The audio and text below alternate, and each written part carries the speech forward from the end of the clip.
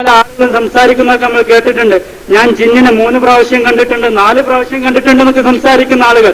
പിന്നീട് അവർ പറയാം ജിന്ന് അഭൗതികമാണ്, ജിന്നിനെ കാണാൻ കഴിയില്ല എന്ന് അതേ ആളുകൾ. അപ്പോ മടവൂരികൾക്കെതിരെ ഒന്നും മറ്റുള്ളവർക്കെതിരെ ആരോപിക്കുമ്പോൾ വേറൊരു വാദവുമായി കടന്നു വരും. എന്തുകൊണ്ടാ ഇത്തരത്തിലുള്ള വൈരുദ്ധ്യങ്ങൾ കടന്നു വരുന്നത് എന്ന് മോനയുള്ള ബുദ്ധിയുള്ള ആളുകൾ ചിന്തിക്കും.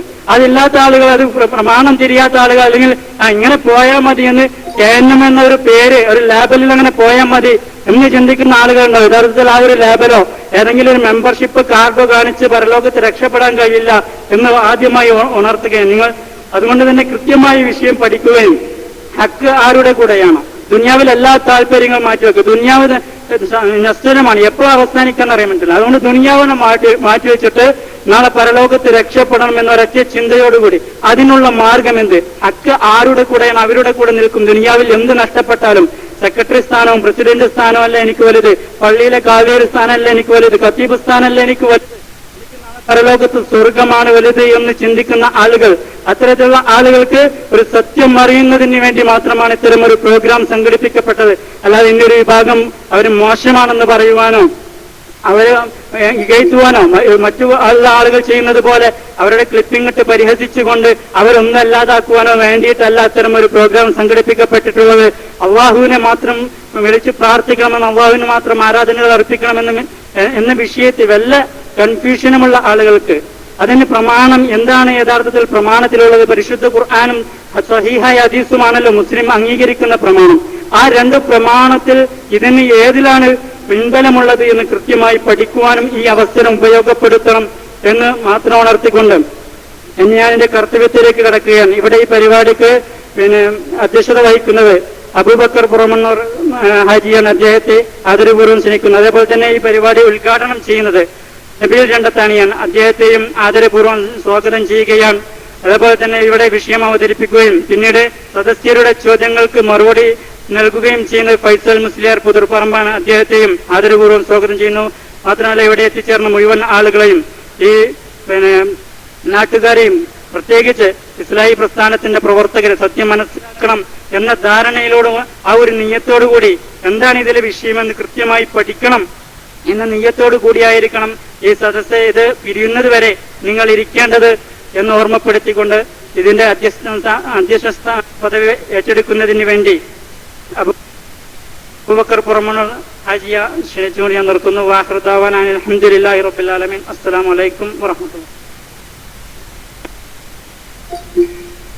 السلام عليكم ورحمة الله وبركاته.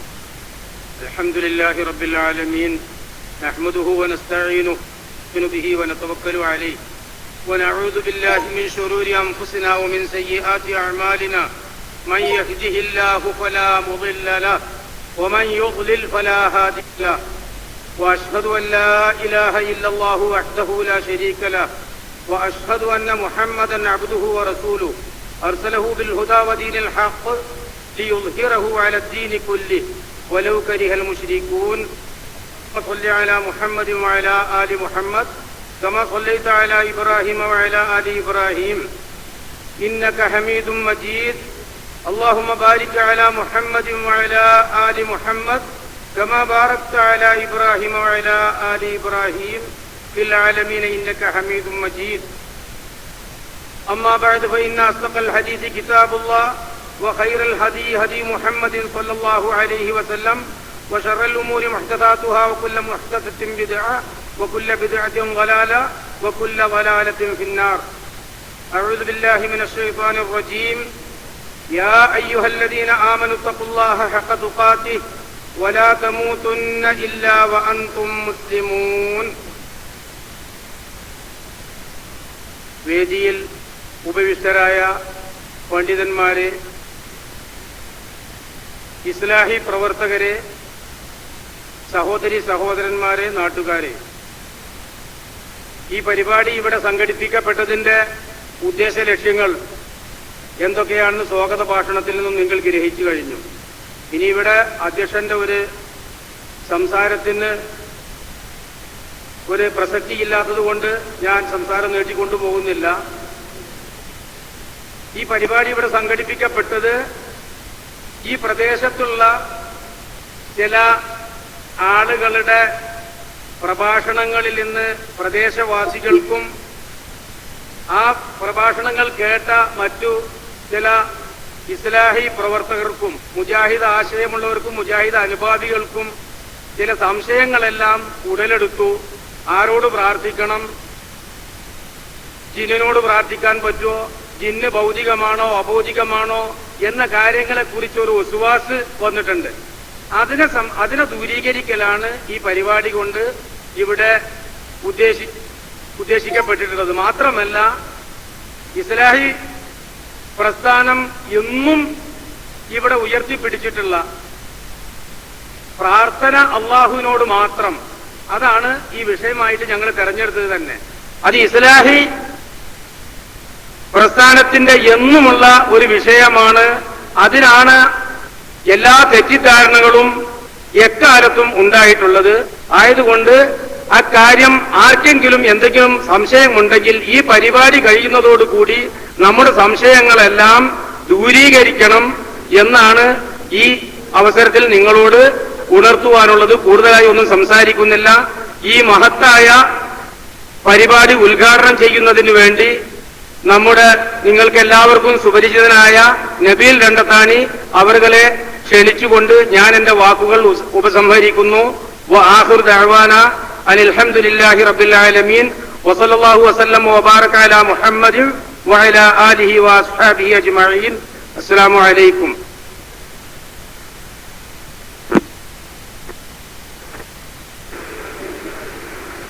السلام عليكم ورحمة الله.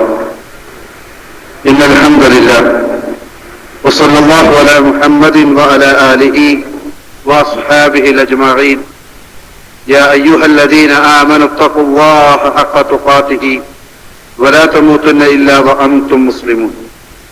أعوذ بالله من الشيطان الرجيم. بسم الله الرحمن الرحيم. وأن المساجد لله فلا تدعوا مع الله أحدا. പ്രിയപ്പെട്ട രക്ഷിതാക്കളെ, സഹപ്രവർത്തകരെ, സഹോദരിമാരെ, അള്ളാഹുവിന്റെ അതിമഹത്തായ അനുഗ്രഹത്താൽ ദീനിനെ കുറിച്ച് പഠിക്കുവാനും സംശയങ്ങൾ നിവാരണം നടത്തുവാനുമുള്ള ഒരു വേദി ഈ പ്രദേശത്തെ മുജാഹിദ് പ്രവർത്തകർ നമ്മുടെ മുമ്പിൽ ഒരുക്കി വച്ചിരിക്കുകയാണ്. മുജാഹിദ് പ്രസ്ഥാനത്തെ സംബന്ധിച്ചിടത്തോളം എക്കാലഘട്ടത്തിലും അതിന്റെ പ്രബോധനത്തിന്റെ ഒന്നാമത്തെ അജണ്ടയായി സ്വീകരിച്ചത് തൗഹീദിലേക്കുള്ള ക്ഷണമാണ്. പ്രവാചകന്മാർ ലോകത്ത് നിർവഹിച്ചിട്ടുള്ള ആ ദൗത്യം, അതിന്റെ പിന്തുടർച്ച ഏറ്റെടുത്തുകൊണ്ടാണ് മുജാഹിദ് പ്രസ്ഥാനം പ്രവർത്തിച്ചുകൊണ്ടിരിക്കുന്നത്.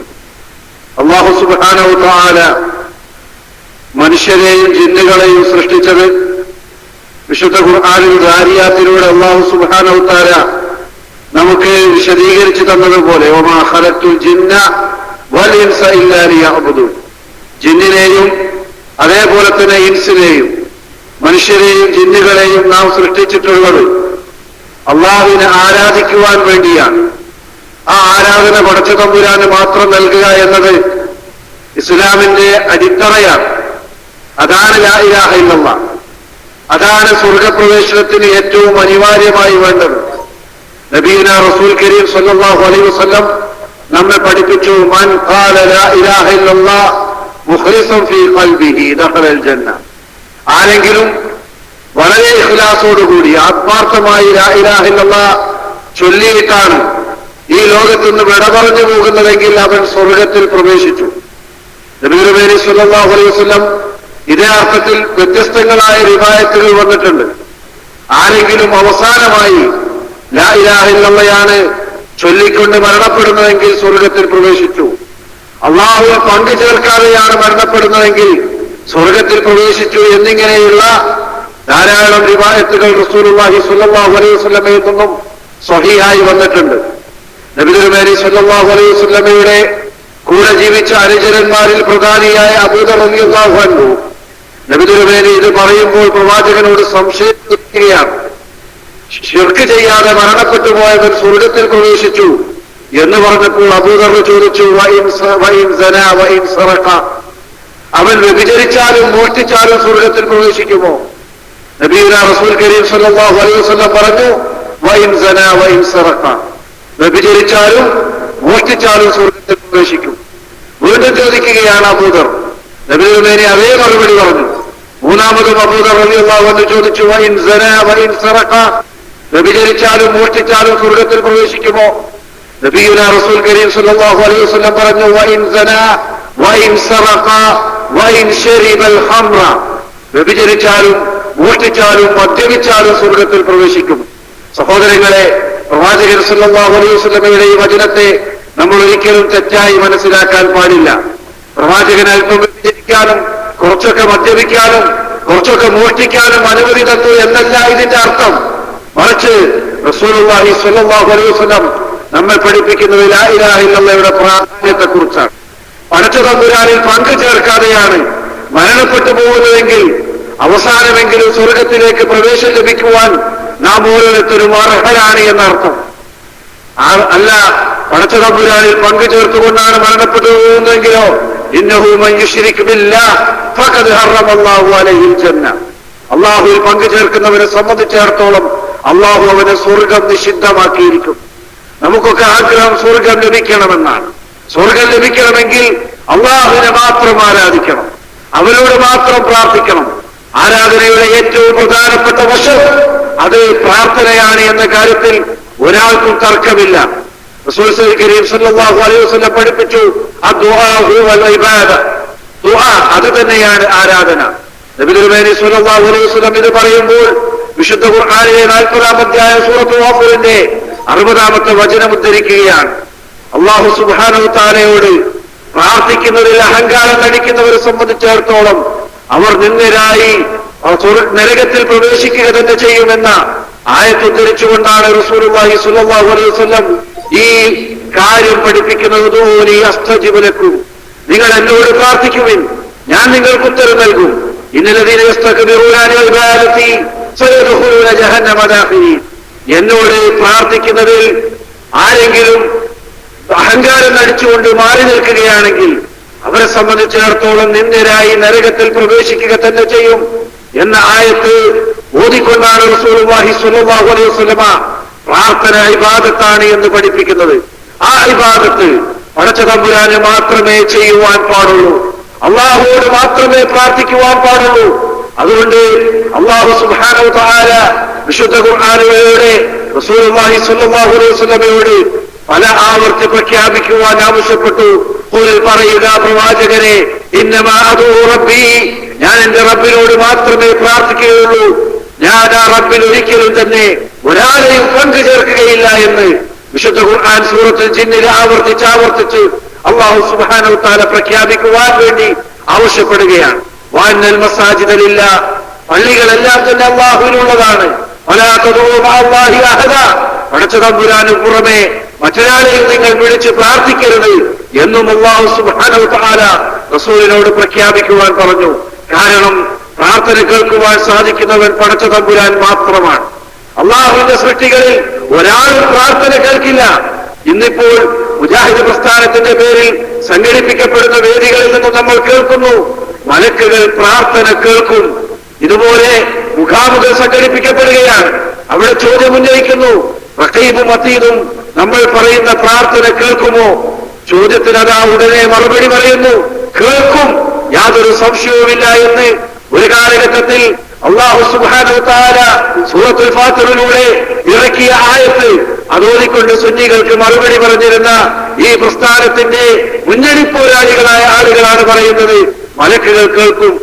വല്ലദീന തദൂന മിൻ ദൂനില്ലാഹ്, നിങ്ങൾ അല്ലാഹുവിന് പുറമെ വിളിച്ചു പ്രാർത്ഥിക്കുന്ന ആളുകളെ സംബന്ധിച്ചിടത്തോളം മായംലികൂന മിൻ ഖുതുബീർ, അവർ ഒരു കാരക്കക്കുരുവിന്റെ പാട പോലും ഉടമയാക്കുന്നില്ല. ഇൻ തദൂഹും, നിങ്ങൾ അവരോട് പ്രാർത്ഥിക്കുകയാണെങ്കിൽ ലാ യസ്മഊ ദുആഅക്കും, നിങ്ങളുടെ പ്രാർത്ഥന അവർ കേൾക്കുകയില്ല. വലൗ സമിഊ വസ്തജാബൂ ലക്കും, അവർ കേട്ടു എന്ന് സങ്കല്പിച്ചാൽ തന്നെ നിങ്ങളുടെ പ്രാർത്ഥനയ്ക്ക് അവർ ഉത്തരം നൽകുകയില്ല. ഇതിൽ ജിന്ന് പെടും, മലക്ക് പെടും, മരിച്ചുപോയ അമ്പിയാക്കളും ഔലിയാക്കളും ശൈഖന്മാരും പെടും എന്ന് ഇമാം ഖുർത്തുബിയുടെ ഉദ്ധരണി ഉദ്ധരിച്ചുകൊണ്ട് ഖുറാഫികൾക്കെതിരെ മറുപടി പറഞ്ഞിരുന്ന കായക്കൊടി ഹനീഫ മൂലയെ പോലെയുള്ള ആളുകൾ കഴിഞ്ഞ ദിവസം കുഴിക്കൽ വെച്ച് പറയുകയാണ്, മലക്ക് പ്രാർത്ഥന കേൾക്കും. എന്തു പറ്റി ഈ സഹോദരങ്ങൾക്ക് എന്ന് നമുക്ക് മനസ്സിലാകുന്നില്ല. ഇത്രമേൽ ആദർശത്തിൽ നിന്നും അങ്ങേയറ്റം ബഹുദൂരം സഞ്ചരിക്കുവാൻ ഇവരെ പ്രേരിപ്പിച്ച ഘടകമെന്താണ്? ഒരു കാലഘട്ടത്തിൽ മുജാഹിദ് പ്രസ്ഥാനത്തിന്റെ ധീരമായ ശബ്ദമായിരുന്ന നമ്മുടെ അടുത്ത സുഹൃത്തു കൂടിയായ അനീഫ് മൗലവിയിൽ നിന്നും ഇങ്ങനെ ഒരു വാക്ക് നമ്മൾ പ്രതീക്ഷിച്ചതല്ല. ആ രൂപത്തിലുള്ള മറുപടികൾ നമ്മുടെ വേദികളിൽ നിന്നും പ്രത്യക്ഷപ്പെടുമ്പോൾ നമ്മെ സംബന്ധിച്ചിടത്തോളം വീണ്ടും വീണ്ടും തൗഹീദിന്റെ മൗലികതയെക്കുറിച്ച് ആഴത്തിൽ ആലോചിക്കുകയും ചിന്തിക്കുകയും വേണം. അള്ളാഹുവിന്റെ ആരാധനയിൽ അവനെ പങ്കുചേർക്കുക. അള്ളാഹു സുബ്ഹാനഹു വ തആല മാത്രമാണ് പ്രാർത്ഥന കേൾക്കുന്നവൻ. സമീഉ ദുആ ആരാണ്? അള്ളാഹയാണ് എന്ന വിശുദ്ധ ഖുർആനിൽ പടച്ചതമ്പുരാന്റെ ഒരു സിഫത്തായി അള്ളാഹു സുബ്ഹാനഹു വ തആല പഠിപ്പിച്ചതാണ്. ആ പ്രാർത്ഥന മലക്ക് കേൾക്കുമെന്ന് പറഞ്ഞാൽ അള്ളാഹുവിന്റെ സിഫത്തിൽ മലക്കുകളെ പങ്കുചേർക്കലാണ്. പടച്ചതമ്പുരാന്റെ സിഫത്തിൽ സൃഷ്ടികളെ പങ്കുചേർത്താൽ അതിനു വേറെ ശിർക്ക് മറ്റേതാണുള്ളത്? ഇസ്ലാഹി പ്രസ്ഥാനത്തിലെ ബഹുഭൂരിപക്ഷം വരുന്ന പ്രവർത്തകർക്കെതിരെ, പണ്ഡിതന്മാർക്കെതിരെ, യുവജനങ്ങൾക്കെതിരെ, വിദ്യാർത്ഥികൾക്കെതിരെ ശിർക്ക് ആരോപിച്ച് ഇപ്പോഴിതാ മലക്ക് പ്രാർത്ഥന കേൾക്കുമെന്ന് പറഞ്ഞുകൊണ്ട് പടച്ചതമ്പുരാൻ മാത്രം കേൾക്കുന്ന പ്രാർത്ഥന സമീഉ ദുആ എന്ന അല്ലാഹു സുബ്ഹാനഹു വ തആലയുടെ ആ സിഫത്തിൽ പങ്കുചേർക്കുന്ന തരത്തിലേക്ക് കാര്യങ്ങൾ എത്തിയിരിക്കുന്നു. നഊദുബില്ലാഹ്. ഇത്തരം ആളുകളുടെ ജൽപ്പനങ്ങളിൽ നിന്നും പൂർണ്ണമായും അല്ലാഹു സുബ്ഹാനഹു വ തആല കാത്തുരക്ഷിക്കുമാറാകട്ടെ. സഹോദരങ്ങളുടെ നമ്മുടെ ദൗത്യം വലുതാണ്. ഈ അള്ളാഹുവിനോട് മാത്രം പ്രാർത്ഥിക്കുക, പടച്ചതമ്പുരാനെ മാത്രം ആരാധിക്കുക എന്നത് അതിശക്തമായ രൂപത്തിൽ സമൂഹത്തിൽ പ്രബോധനം ചെയ്യേണ്ടതിന്റെ അനിവാര്യത വർദ്ധിച്ചു വന്നുകൊണ്ടിരിക്കുകയാണ്. മൃദുലമായി കാര്യങ്ങൾ കാണുകയും സമീപിക്കുകയും ചെയ്യുന്നവരാണ് ഇവിടുത്തെ ഈ കെ സമസ്തക്കാരെന്നായിരുന്നു പൊതുവെ സമൂഹത്തിൽ അവരെ കുറിച്ചുള്ള ധാരണ. അവർക്കും തങ്ങളുടെ സുന്നത്ത് ജമാഅത്തിനോടുള്ള ആ പ്രതിബദ്ധത തെളിയിക്കുക എന്ന വ്യാജേനെ പടച്ചതമ്പുരാനോട് ചോദിക്കേണ്ട, പ്രാർത്ഥിക്കേണ്ട ഇഹ്ദിന സിറാത്തൽ മുസ്തഖീം എന്ന അല്ലാഹു സുബ്ഹാനഹു വ തആല ഒരു ദിവസം ചുരുങ്ങിയത് 17 പ്രാവശ്യമെങ്കിലും അള്ളാഹുവോട് പ്രാർത്ഥിക്കുവാൻ ആവശ്യപ്പെട്ട ഹിദായത്തിനു വേണ്ടിയുള്ള ചോദ്യം, അത് യാ ശൈഖ് മുഹ്യിദ്ദീൻ ഇഹ്ദിന സിറാത്തൽ മുസ്തഖീം എന്ന് പറഞ്ഞാൽ അതിൽ യാതൊരു കുഴപ്പവുമില്ല, അത് ശിർക്കല്ല എന്ന് പറഞ്ഞുകൊണ്ട് ആളുകളുടെ മുമ്പിൽ വിവാദങ്ങളിലൂടെ ഷിർക്കിനെ പ്രോത്സാഹിപ്പിക്കുകയും ഷിർക്കിലേക്ക് ആളുകളെ ക്ഷണിക്കുകയും ചെയ്യുന്ന മഹാഭൂരിപക്ഷത്തെ ഷിർക്കിൽ തളച്ചിടുവാൻ വേണ്ടി ശ്രമിച്ചുകൊണ്ടിരിക്കുന്ന ഒരു സാഹചര്യത്തിൽ മുജാഹിദ് പ്രസ്ഥാനത്തെ സംബന്ധിച്ചിടത്തോളം ലാ ഇലാഹ ഇല്ലല്ലാഹയുടെ ഈ ഒരു സന്ദേശം സമൂഹത്തിന്റെ മുഴുവൻ മേഖലകളിലേക്കും വ്യാപിപ്പിക്കുവാൻ നമ്മൾ മാത്രമേ എന്നുള്ളൂ എന്ന തിരിച്ചറിവോടുകൂടി സജീവമായി മുന്നോട്ട് പോകണം. ഒരു കാരണവശാലും ഒരു പ്രതിസന്ധി ഘട്ടത്തിലും ഒരു പുഴയിലും ഒരു ചുരത്തിലും അല്ലാഹുവല്ലാത്ത മറ്റൊരാളോടും പ്രാർത്ഥിക്കുവാൻ പാടില്ല എന്ന് നമ്മളിതാ അർത്ഥശങ്കക്കിടമില്ലാത്തവണ്ണം ആവർത്തിച്ച് ഇവ വീണ്ടും പ്രഖ്യാപിക്കുകയും അതുമായി ബന്ധപ്പെട്ട് എന്തൊക്കെ ദുർന്യായങ്ങൾ ആർക്കൊക്കെ നിരത്തുവാനുണ്ടോ അവരുടെ ദുർന്യായങ്ങൾ നിരത്തി അവർക്ക് ചോദിക്കുവാനുള്ള മുഴുവൻ ചോദ്യങ്ങൾക്കും ഉത്തരം നൽകുവാൻ നമ്മൾ നമ്മുടെ കഴിവിന്റെ പരമാവധി സന്നദ്ധരാണ്. എല്ലാ ചോദ്യങ്ങളും ഒറ്റയടിക്ക് മറുപടി പറയുവാൻ മഹാപണ്ഡിതന്മാരായിട്ടുള്ള ആളുകളാണ് ഇവിടെ ഒരുമിച്ച് കൂടിയിട്ടുള്ളത് എന്ന ഒരു അവകാശവാദമൊന്നും നമുക്കില്ല. എങ്കിലും പ്രമാണം നമ്മുടെ കയ്യിലുണ്ട്. പ്രവാചകൻ സല്ലല്ലാഹു അലൈഹി വസല്ലമയുടെ സുന്നത്തും അല്ലാഹു സുബ്ഹാനഹു വ തആലയുടെ കിതാബും കയ്യിലുള്ളിടത്തോളം കാലം ഏത് ചോദ്യത്തിനും പതറാതെ മറുപടി പറയുവാൻ സാധിക്കും. ഏതെങ്കിലും ഒരാൾക്കൊരു ചോദ്യം കൊടുക്കുകയും പിന്നീട് ഒരു ഉപചോദ്യത്തിൽ ഒതുക്കുകയും ചെയ്യുന്ന ഒരു രീതിയല്ല നമ്മുടെ മുഖാമുഖത്തിൽ നമ്മൾ സ്വീകരിക്കുന്നത്. നീ മാറി നിൽക്ക്, 10 മണിയാകുമ്പോൾ പരിപാടി അവസാനിക്കണം എന്ന് പറയുകയും മൈക്ക് വാങ്ങുകയും 11 മണി വരെ സുദീർഘമായി സമാപന പ്രസംഗം വാലില്ലാത്ത പോസ്റ്റിലേക്ക് ഗോളടിക്കുകയും ചെയ്യുന്ന ഒരു രീതി നമ്മുടെ ഈ മുഖാമുഖത്തിലില്ല. പ്രാർത്ഥന അല്ലാഹുവോട് മാത്രം എന്ന വിഷയ സംബന്ധമായി കൃത്യമായ ചോദ്യങ്ങൾ നസീഹത്തോടുകൂടി എത്ര വേണമെങ്കിലും ഒന്നിനു പിറകെ ഒന്നൊന്നായിട്ട് ചോദിക്കാം. ആ ചോദ്യങ്ങൾ സംശയം ദൂരീകരിക്കുന്നതിന് വേണ്ടി പഠിക്കണം, മനസ്സിലാക്കണം എന്നുള്ള ലക്ഷ്യത്തോടുകൂടി ആര് ചോദിച്ചാലും അതിന് കൃത്യമായ മറുപടി ഇൻഷാ അല്ലാഹ് വേദിയിൽ നിന്ന് ലഭിക്കും. ആരെയും മാറ്റി നിർത്തുകയില്ല എന്നാണ് ആമുഖമായി സൂചിപ്പിക്കുവാനുള്ളത്. അല്ലാഹു സുബ്ഹാനഹു വ തആലയുടെ ദീനിന്റെ ഈ സന്ദേശം പരമാവധി ആളുകളിലേക്ക് എത്തിക്കുവാനുള്ള ഈ ഒരു പ്രോഗ്രാം ഏറ്റവും നല്ല ഒരു പ്രോഗ്രാമാക്കി മാറ്റുവാൻ അള്ളാഹു സഹായിക്കുമാറാകട്ടെ എന്ന് ഞാൻ പ്രാർത്ഥിക്കുകയാണ്. അള്ളാഹു നമ്മിൽ നിന്നും ഇത് കബൂലാക്കുകയും ചെയ്യുമാറാകട്ടെ. പ്രാർത്ഥന അള്ളാഹുവോട് മാത്രം എന്ന വിഷയത്തിലൂന്നിക്കൊണ്ട് നടക്കുന്ന ഈ ഒരു പരിപാടി പൂർണ്ണമായ അർത്ഥത്തിൽ ഗ്രഹിക്കുവാനും സംശയങ്ങൾ ദൂരീകരിക്കുവാനും ആളുകൾക്കിടയിൽ തെറ്റിദ്ധാരണ സൃഷ്ടിക്കുവാൻ വേണ്ടി ശ്രമിക്കുന്ന ആളുകൾ നിജസ്ഥിതി മനസ്സിലാക്കുവാനും വേണ്ടി ശ്രമിക്കണം. കാവുംപുറ പോലെയുള്ള പ്രദേശങ്ങളിൽ നിന്ന് അത്യത്ഭുതകരമായ വാർത്തയാണ് ഞങ്ങളൊക്കെ ഒരു മീറ്റിംഗിലിരുന്ന് കേട്ടത്. പറയാതിരിക്കാൻ വയ്യ. മലപ്പുറത്ത് വെച്ച് നടക്കുന്ന ഒരു മീറ്റിംഗിൽ വെച്ച് കാവുംപുറത്ത് പള്ളിയിൽ ഖുതുബ നടത്തുന്ന ബഹുമാനായ അൻസാരി പറഞ്ഞു, ഞാൻ വീട്ടിൽ നിന്ന് സുബഹിക്ക് പിന്നെ പള്ളിയിലേക്ക് വരുമ്പോൾ എന്റെ മുമ്പിലൂടെ ജിന്ന് പ്രത്യക്ഷപ്പെട്ടു. എന്റെ പിന്നെ തലക്ക് മുകളിലൂടെ ജിന്ന് കാല് കവച്ചു വെച്ച് പോയത് ഞാൻ കണ്ടു, 3 പ്രാവശ്യം കണ്ടു എന്ന് പറഞ്ഞ അൻസാരിമാർ ഇപ്പോൾ ഈ തിരിഞ്ഞു നിന്നുകൊണ്ട് നമ്മളെ ജിന്നുവാദികൾ എന്ന് വിളിക്കുന്നു, നമ്മളെ ജിന്നൂരികൾ എന്ന് വിളിക്കുന്നു.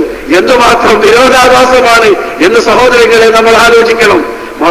ഇസ്ലാഹി പ്രസ്ഥാനത്തിന്റെ എല്ലാ പണ്ഡിതന്മാരും ഒന്നിച്ചിരിക്കുന്ന ഒരു സദസ്സിൽ വെച്ച് ആണ് ഈ പ്രദേശത്തെ ഖതീബ് കൂടിയായ ബഹുമാനായ അൻസാരി ആ കാര്യം പറഞ്ഞത്.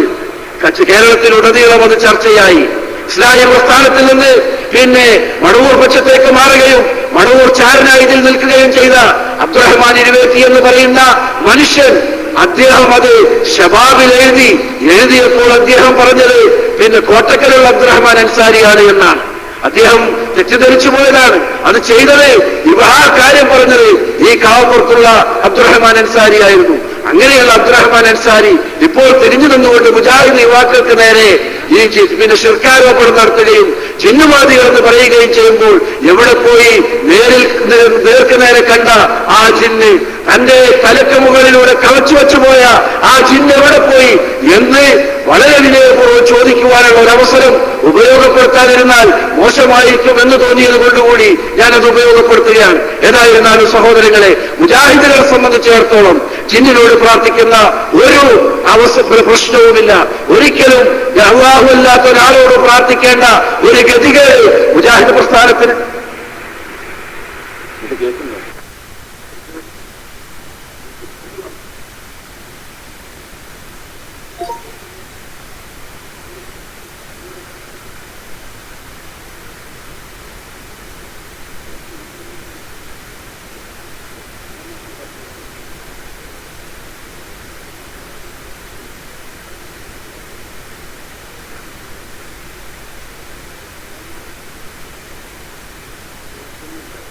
മുജാഹിദ് പ്രസ്ഥാനത്തിന്റെ അടിസ്ഥാനപരമായ പ്രബോധന ദൗത്യം തൗഹീദാണ്, ലാ ഇലാഹ ഇല്ലല്ലാഹ്.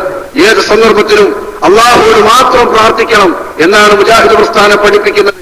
അതിന് വിരുദ്ധമായി ജിന്നിനോട് പ്രാർത്ഥിക്കാമെന്ന് മുജാഹിദുകൾ പറഞ്ഞ ഒരു വരി അല്ലെങ്കിൽ ഒരു ക്ലിപ്പ്, ഒരു സെക്കൻഡ് ക്ലിപ്പ് ആർക്കെങ്കിലും കൊണ്ടുവരുവാൻ സാധിക്കുമെങ്കിൽ സ്വാഗതാർഹമാണ്. ഇതൊരു മുഖാമുഖ വേദിയാണല്ലോ, ആർക്കും കൊണ്ടുവരാം. അത് കേൾപ്പിച്ചുകൊണ്ട് തന്നെ ചോദ്യം ചോദിക്കുവാനുള്ള അവസരമുണ്ട്. അള്ളാഹു അല്ലാത്ത ജിന്നിനോട് പ്രാർത്ഥിക്കാമെന്ന് മുജാഹിദുകൾ പറഞ്ഞത്, മലക്കുകളോട് പ്രാർത്ഥിക്കാമെന്ന് മുജാഹിദുകൾ പറഞ്ഞത്, അഭൗതികമായ എന്തെങ്കിലും കാര്യം ജിന്നിനോട് ചോദിക്കാമെന്ന് മുജാഹിദുകൾ പറഞ്ഞത്, ഭൗതികമായ കാര്യം ജിന്നിനോട് ചോദിക്കണമെന്ന് മുജാഹിദുകൾ പറഞ്ഞത് ഉണ്ടെങ്കിൽ കൊണ്ടുവരുവാൻ ഈ ഒരു അവസരം ഉപയോഗപ്പെടുത്തണം എന്നുകൂടി ഉണർത്തിക്കൊണ്ട് ഞാൻ എന്റെ വാക്കുകൾ ഉപസംഹരിക്കുകയാണ്.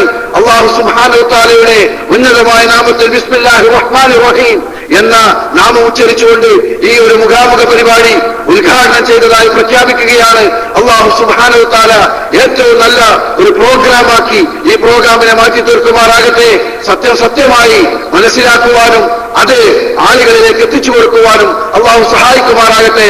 ربنا تقبل منا انك انت السميع العليم وتب علينا انك انت التواب الرحيم امين برحمتك يا ارحم الراحمين وصلى الله على محمد وعلى اله واصحابه اجمعين.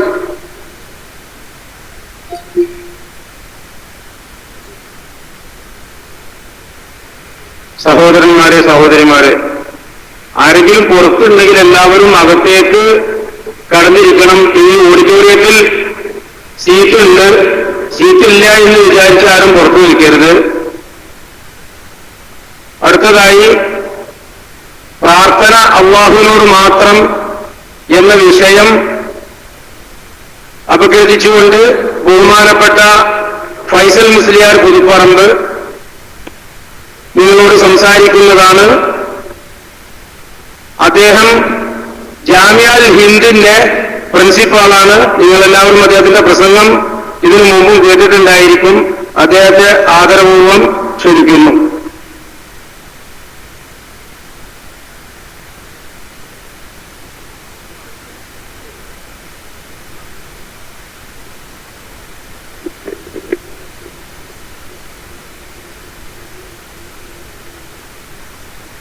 السلام عليكم ورحمة الله وبركاته.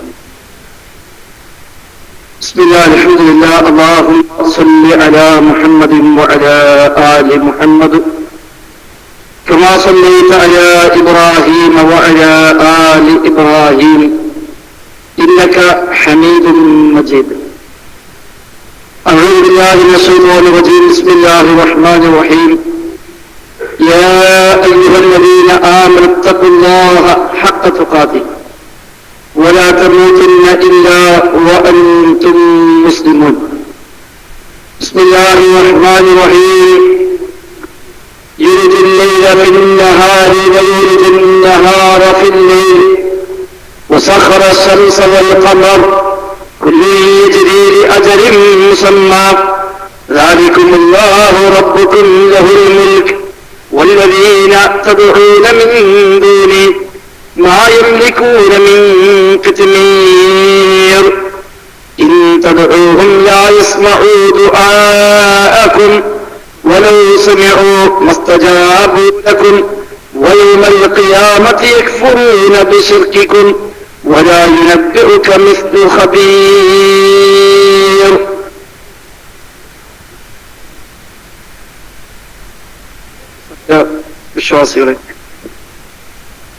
വിശ്വാസിനികളെ, അല്ലാഹു സുബ്ഹാനഹു വ തആലയുടെ നിയമ നിർദ്ദേശങ്ങൾ പരമാവധി പാലിക്കാൻ ശ്രമിച്ചുകൊണ്ട് മുത്തഖീകളായി ജീവിക്കണേ എന്ന് ആമുഖമായി ഓർമ്മപ്പെടുത്തുന്നു. റബ്ബ് സുബ്ഹാനഹു വ തആല ജീവിതാവസാനം വരെ തഖ്വയിൽ അധിഷ്ഠിതമായി ശരിയായ തൗഹീദിന്റെ വക്താക്കളായി ജീവിക്കുവാനും ഈമാനോടുകൂടി മരിച്ച് റബ്ബിന്റെ ജന്നാത്തുൽ ഫിർദൗസിൽ അംബിയാഇന്റെയും ഔലിയാഇന്റെയും സുദീഖുകളുടെയും ശുഹദാഇന്റെയും സ്വാലിഹീകളുടെയും കൂടെ ഒരുമിച്ച് കൂടുവാനുമുള്ള തൗഫീഖ് നൽകി റഹ്മാനായ റബ്ബ് നമ്മയെല്ലാം അനുഗ്രഹിക്കുമാറാവട്ടെ. ഇസ്ലാമിലെ അടിസ്ഥാന ആദർശമായ പ്രാർത്ഥന അല്ലാഹുവോട് മാത്രം എന്ന ലോകത്ത് വന്ന അമ്പിയാക്കൾ മുഴുവനും പ്രബോധനം ചെയ്ത ഒരു ആദർശവുമായി ഇവിടെ നടക്കുന്നത്. അല്ലാഹു സുബ്ഹാനഹു വ തആല അവന്റെ ദീന് ശരിയാം വിധം പറയുവാനും അത് ഉൾക്കൊള്ളുവാനുമുള്ള തൗഫീഖ് നൽകി നമ്മയെല്ലാം അനുഗ്രഹിക്കുമാറാവട്ടെ. ഈ ഫാൻ ഓഫാണ്. ഈ ഫാന് ആ ഫാൻ ഓഫ്.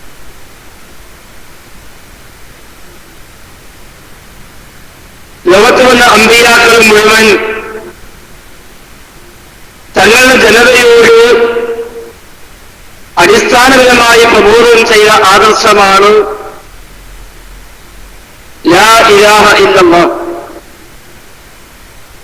ആരാധനക്കർഹനായി അല്ലാഹുവല്ലാതെ മറ്റാരുമില്ല. ഇസ്ലാമിലെ കൃത്യ ഇബാദത്ത് എന്ന് വിളിക്കാവുന്ന ഏതെല്ലാം ഉണ്ടോ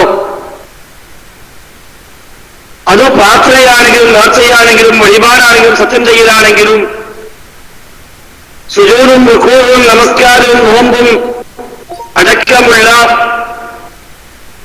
ഏതേതോ ഇബാദത്തുകളും അർപ്പിക്കപ്പെടുവാൻ അർഹതയുള്ള ഒരേ ഒരു ശക്തി, ഒരേ ഒരു ഇലാഹ് റഹ്മാനായ റബ്ബ് മാത്രം. അതുകൊണ്ട് തന്നെ അല്ലാഹു ഇല്ലാത്തവർക്ക് പ്രാർത്ഥന സമർപ്പിക്കുന്നുവെങ്കിൽ, അല്ലാഹു അല്ലാത്തവരുടെ പേരിൽ നേർച്ചകൾ നേടപ്പെടുന്നുവെങ്കിൽ, അല്ലാഹു അല്ലാത്തവരുടെ പേരിൽ സത്യം ചെയ്യപ്പെടുന്നുവെങ്കിൽ, റബ്ബല്ലാത്തവരുടെ പേരിൽ പ്രാർത്ഥനയുടെ പര്യായമായ സഹായാർത്ഥന, ഇസ്തിഗാസ, ഇസ്തിആന നിർവഹിക്കുന്നുവെങ്കിൽ തീർച്ചയായും അത് ഏറ്റവും വലിയ ധിക്കാരമാണ്, റഹ്മാനായ റബ്ബിൽ പങ്കുചേർക്കലാണ്, റബ്ബൊരിക്കലും പൊറുക്കാത്ത കൊടിയ പാപമാണ്. അതോടുകൂടി നരകം നിർബന്ധമായി മാറും, സ്വർഗം നിഷിദ്ധമായി മാറും, എല്ലാ കർമ്മങ്ങളും നിഷ്ഫലമായി തീരുമെന്നൊക്കെ ഖുർആൻ പരിചയപ്പെടുത്തി. റഹ്മാനായ റബ്ബിനെ പുറമെ റബ്ബല്ലാത്തവരോട് പ്രാർത്ഥിക്കൽ വഴി, അവരെ ആരാധിക്കൽ വഴി അല്ലാഹുവിന്റെ നാമങ്ങളോ ഗുണങ്ങളോ വിശേഷണങ്ങളോ റബ്ബല്ലാത്തവർക്ക് വകവെച്ചു കൊടുക്കൽ വഴി അല്ലാഹുവിനെ പങ്കു ചേർക്കുന്നുവെങ്കിൽ, ശിർക്ക് ചെയ്യുന്നുവെങ്കിൽ വിശുദ്ധ ഖുർആൻ അതിന്റെ ഗൗരവം പല രൂപത്തിൽ നമ്മെ ബോധ്യപ്പെടുത്തി. ഒന്നാമതായി ഖുർആൻ പറഞ്ഞത് ഇന്നഹു മൻ യുശ്രിക് ബില്ലാഹ് ഫഖദ് ഹറമല്ലാഹു അലൈഹിൽ ജന്ന വമഅ്വാഹു അന്നാർ. ആരെങ്കിലും അല്ലാഹുവിനെ പങ്കു ചേർക്കുന്നുവെങ്കിൽ തീർച്ചയായും അവൻ അല്ലാഹു സ്വർഗം ഹറാമാക്കിയിരിക്കുന്നു, നരകമാണ് അവന്റെ വാസസ്ഥലം. അക്രമികളായ ആളുകൾക്ക് ഒരു സഹായവും ഉണ്ടാവുക ഇല്ല തന്നെ. അതേപോലെ ഖുർആൻ പഠിപ്പിച്ചു, ഈ വചനം സൂറത്ത് മാഇദയാണ്. സൂറത്ത് നിസാഇൽ അല്ലാഹു തആല പരിചയപ്പെടുത്തിയത് ഇന്നല്ലാഹ ലാ യഗ്ഫിറു അൻ യുശ്റക ബിഹി വയഗ്ഫിറു മാ ദൂന ദാലിക ലിമൻ യശാ. അല്ലാഹുവിനെ പങ്കു ചേർക്കപ്പെടുക എന്നത് അല്ലാഹു ഒരിക്കലും പൊറുക്കില്ല, അല്ലാത്തതെല്ലാം അവൻ ഉദ്ദേശിക്കുന്നവർക്ക് അവൻ പുറത്തു കൊടുത്തേക്കാം. മൂന്നാമതായി ഖുർആൻ പറഞ്ഞത് അല്ലാഹുവിനെ പങ്കു ചേർക്കുന്ന മനുഷ്യനെ പറ്റി ഖുർആന്റെ പ്രയോഗം ഫഖദ് ളല്ല ളലാലൻ ബഈദ ഔ ഫഖദ് ളല്ല ളലാലൻ മുബീന എന്ന രൂപത്തിൽ ഖുർആൻ പ്രയോഗിച്ചു. അതിവിദൂരമായ വഴികളിലാണ്, വളരെ വ്യക്തമായ വഴികളിലാണ്, ളലാലത്തിലാണ് അവൻ ചെന്നപ്പെട്ടിരിക്കുന്നത്. നാലാമതായ ഖുർആൻ പറഞ്ഞത് ശിർക്ക് സംഭവിച്ചാൽ അതോടുകൂടി എത്ര വലിയവരാണെങ്കിലും എല്ലാ കർമ്മങ്ങളും നിഷ്ഫലമായി പോയി. വിശുദ്ധ ഖുർആനിൽ സൂറത്ത് സുമറിൽ റസൂലുള്ളാഹി സ്വല്ലല്ലാഹു അലൈഹി വസല്ലം തങ്ങളെ അഭിസംബോധന ചെയ്തുകൊണ്ട് ഇക്കാര്യം പറഞ്ഞു. സൂറത്ത് അൻആമിൽ എല്ലാ അമ്പിയാക്കളെയും പരാമർശിച്ചുകൊണ്ടും അല്ലാഹു തആല പറഞ്ഞു ലൈൻ അസ്തക്ത ലയഹ്ബതന അമലുക. പ്രവാചകരെ, താങ്കൾ ശിർക്ക് ചെയ്താലും താങ്കളുടെ എല്ലാ അമലും അതോടുകൂടി ബാത്തിലായി പോകും, നിഷ്ഫലമായി പോകും. സൂറത്ത് അൻആമിൽ 18 പ്രവാചകന്മാരെ പേര് അല്ലാഹു തആല പ്രയോഗിച്ചിട്ടുണ്ട്. വിശുദ്ധ ഖുർആനിൽ മൊത്തം 25 പ്രവാചകന്മാരെ പേരാണുള്ളതെങ്കിൽ അതിൽ 18 പ്രവാചകന്മാരെ പേര് ഒന്നിച്ചു പരാമർശിച്ച അധ്യായമാണ് സൂറത്തുൽ അൻആം. അതില് 87 വരെയുള്ള ആയത്തുകളിൽ 18 പ്രവാചകന്മാരെ പേര് പറഞ്ഞു. ആ പ്രവാചകന്മാരെ പിൻപറ്റിയ പ്രവാചകന്മാരെ അനുയായികളായവരെയും പരാമർശിച്ചു. ശേഷം 88ാമത്തെ ആയത്തിൽ അല്ലാഹു തആല പറഞ്ഞു വലൗ അസ്റകൂ ലഹബിത അൻഹും മാ കാനൂ യഅമലൂൻ. വലൗ അസ്റകൂ, ഈ പറയപ്പെട്ട പ്രവാചകന്മാരോ ഈ പ്രവാചകന്മാരെ അനുയായികളായി കൂടിയ ആളുകളോ ആരാണെങ്കിലും ശരി, വലൗ അസ്റകൂ, അവരാരെങ്കിലും ശിർക്ക് ചെയ്താൽ ലഹബിത അൻഹും മാ കാനൂ യഅമലൂൻ, അവർ ചെയ്ത അമല് മുഴുവനും അതോടുകൂടി ബാത്തിലായി പോകും, നിഷ്ഫലമായി പോകുമെന്ന് അൻആം സൂറയിലെ 188ാമത്തെ ആയത്തിൽ അല്ലാഹു തആല പരിചയപ്പെടുത്തി. അതേപോലെ വിശുദ്ധ ഖുർആൻ ഈ ശിർക്കിന്റെ ഗൗരവമായി പരാമർശിച്ച മറ്റൊരു വചനം സൂറത്ത് തൗബയിൽ നമുക്ക് കാണാം. ശിർക്ക് ചെയ്ത്, ശിർക്ക് പ്രഖ്യാപിച്ച്, ശിർക്കോടുകൂടി മരിച്ചുപോയി നരകത്തിലാണെന്ന് ബോധ്യമായി കഴിഞ്ഞ ഒരാൾക്ക് വേണ്ടി പൊറുക്കലിനെ തേടാൻ പ്രവാചകർക്ക് അധികാരമില്ല, അവകാശമില്ല. പ്രവാചകരുടെ കൂടെയുള്ളവർക്കും അവകാശമില്ല എന്ന് അബൂ ത്വാലിബിനെ പരാമർശിക്കവേ സൂറത്ത് തൗബയിൽ വിശുദ്ധ ഖുർആൻ പ്രയോഗിച്ചു 113-ാമത്തെ വചനത്തിൽ. മാ കാന ലിന്നബിയ്യി വല്ലദീന ആമനൂ അൻ യസ്തഗ്ഫിറൂ ലിൽമുശ്രികീൻ വലൗ കാനൂ ഉലീ ഖുർബാ മിൻ ബഅദി മാ തബയ്യന അന്നഹും അസ്ഹാബുൽ ജഹീം എന്ന ആയത്തിലൂടെ അല്ലാഹു ഇത് വ്യക്തമാക്കി. വാങ്ങണ്ടവർ അതേപോലെ ശിർക്ക് സംബന്ധിച്ചാൽ മറ്റൊരു ഗൗരവം പ്രമാണങ്ങൾ പരിചയപ്പെടുത്തിയത്, ശിർക്കൊരാൾ സംബന്ധിച്ചു കഴിഞ്ഞാൽ അയാൾ ആ ശിർക്കോടുകൂടി ജീവിക്കുന്നുവെങ്കിൽ അയാളുടെ പ്രാർത്ഥനയ്ക്കും പരിഗണന ഇല്ല എന്ന് കാണാൻ കഴിയും. ഉദാഹരണമായി ഇമാം മുസ്ലിം ഉദ്ധരിക്കുന്ന ഹദീസിൽ കാണാം, ഇബ്നു അബ്ബാസ് റളിയല്ലാഹു അൻഹുവിന്റെ കുട്ടി ജിദ്ദയിൽ നിന്നുള്ള യാത്രാമധ്യേ ഉസ്ഫാൻ എന്ന സ്ഥലത്ത് വെച്ച് ഇബ്നു അബ്ബാസിന്റെ കുട്ടി മരിക്കുകയാണ്. ആ മയ്യത്ത് കുളിപ്പിച്ച് കഫൻ ചെയ്ത് എല്ലാം കഴിഞ്ഞ് ഇബ്നു അബ്ബാസ് റളിയല്ലാഹു അൻഹു കൂടെയുള്ള ആളുകളോട് ചോദിക്കുന്നു, എത്ര പേർ നമസ്കരിക്കാൻ കൂടിയിട്ടുണ്ടാകും? ആളുകൾ പറഞ്ഞ അത്യാവശ്യം ആളുണ്ട്. ഇബ്നു അബ്ബാസിന്റെ ചോദ്യം 40 ആളുണ്ടാകുമോ എന്നാണ്. അത് 40 ആളുണ്ടാകും എന്ന് പറഞ്ഞപ്പോൾ അദ്ദേഹം പറഞ്ഞു, എങ്കിൽ നമുക്ക് നമസ്കരിക്കാം. കാരണം ഫഖദ് സമീഅതു റസൂലുള്ളാഹി സ്വല്ലല്ലാഹു അലൈഹി വസല്ലമ യഖൂൽ, റസൂലുള്ളാഹി സ്വല്ലല്ലാഹു അലൈഹി വസല്ലമ പറയുന്നതായി ഞാൻ കേട്ടിട്ടുണ്ട്, മാ മിൻ റജുലിൻ മുസ്ലിമിൻ യമൂത് ഫയഖൂമു അലാ ജനാസതിഹി 40 റജുലാ ലാ യുശ്രികുന ബില്ലാഹി ശൈആ ഇല്ലാ ശഫഅഹുമുല്ലാഹു ഫീഹി. മുസ്ലിമായ മനുഷ്യൻ മരിച്ചിട്ട് ആ മയ്യത്തിന് വേണ്ടി 40 ആളുകൾ നമസ്കരിച്ചാൽ 40 ആളുണ്ടായാൽ പോരാ, എണ്ണം തികഞ്ഞാൽ പോരാ, മറിച്ച് ആ 40 ആൾക്കുള്ള ക്വാളിറ്റി ആ ഹദീസിൽ പഠിപ്പിക്കപ്പെട്ടു.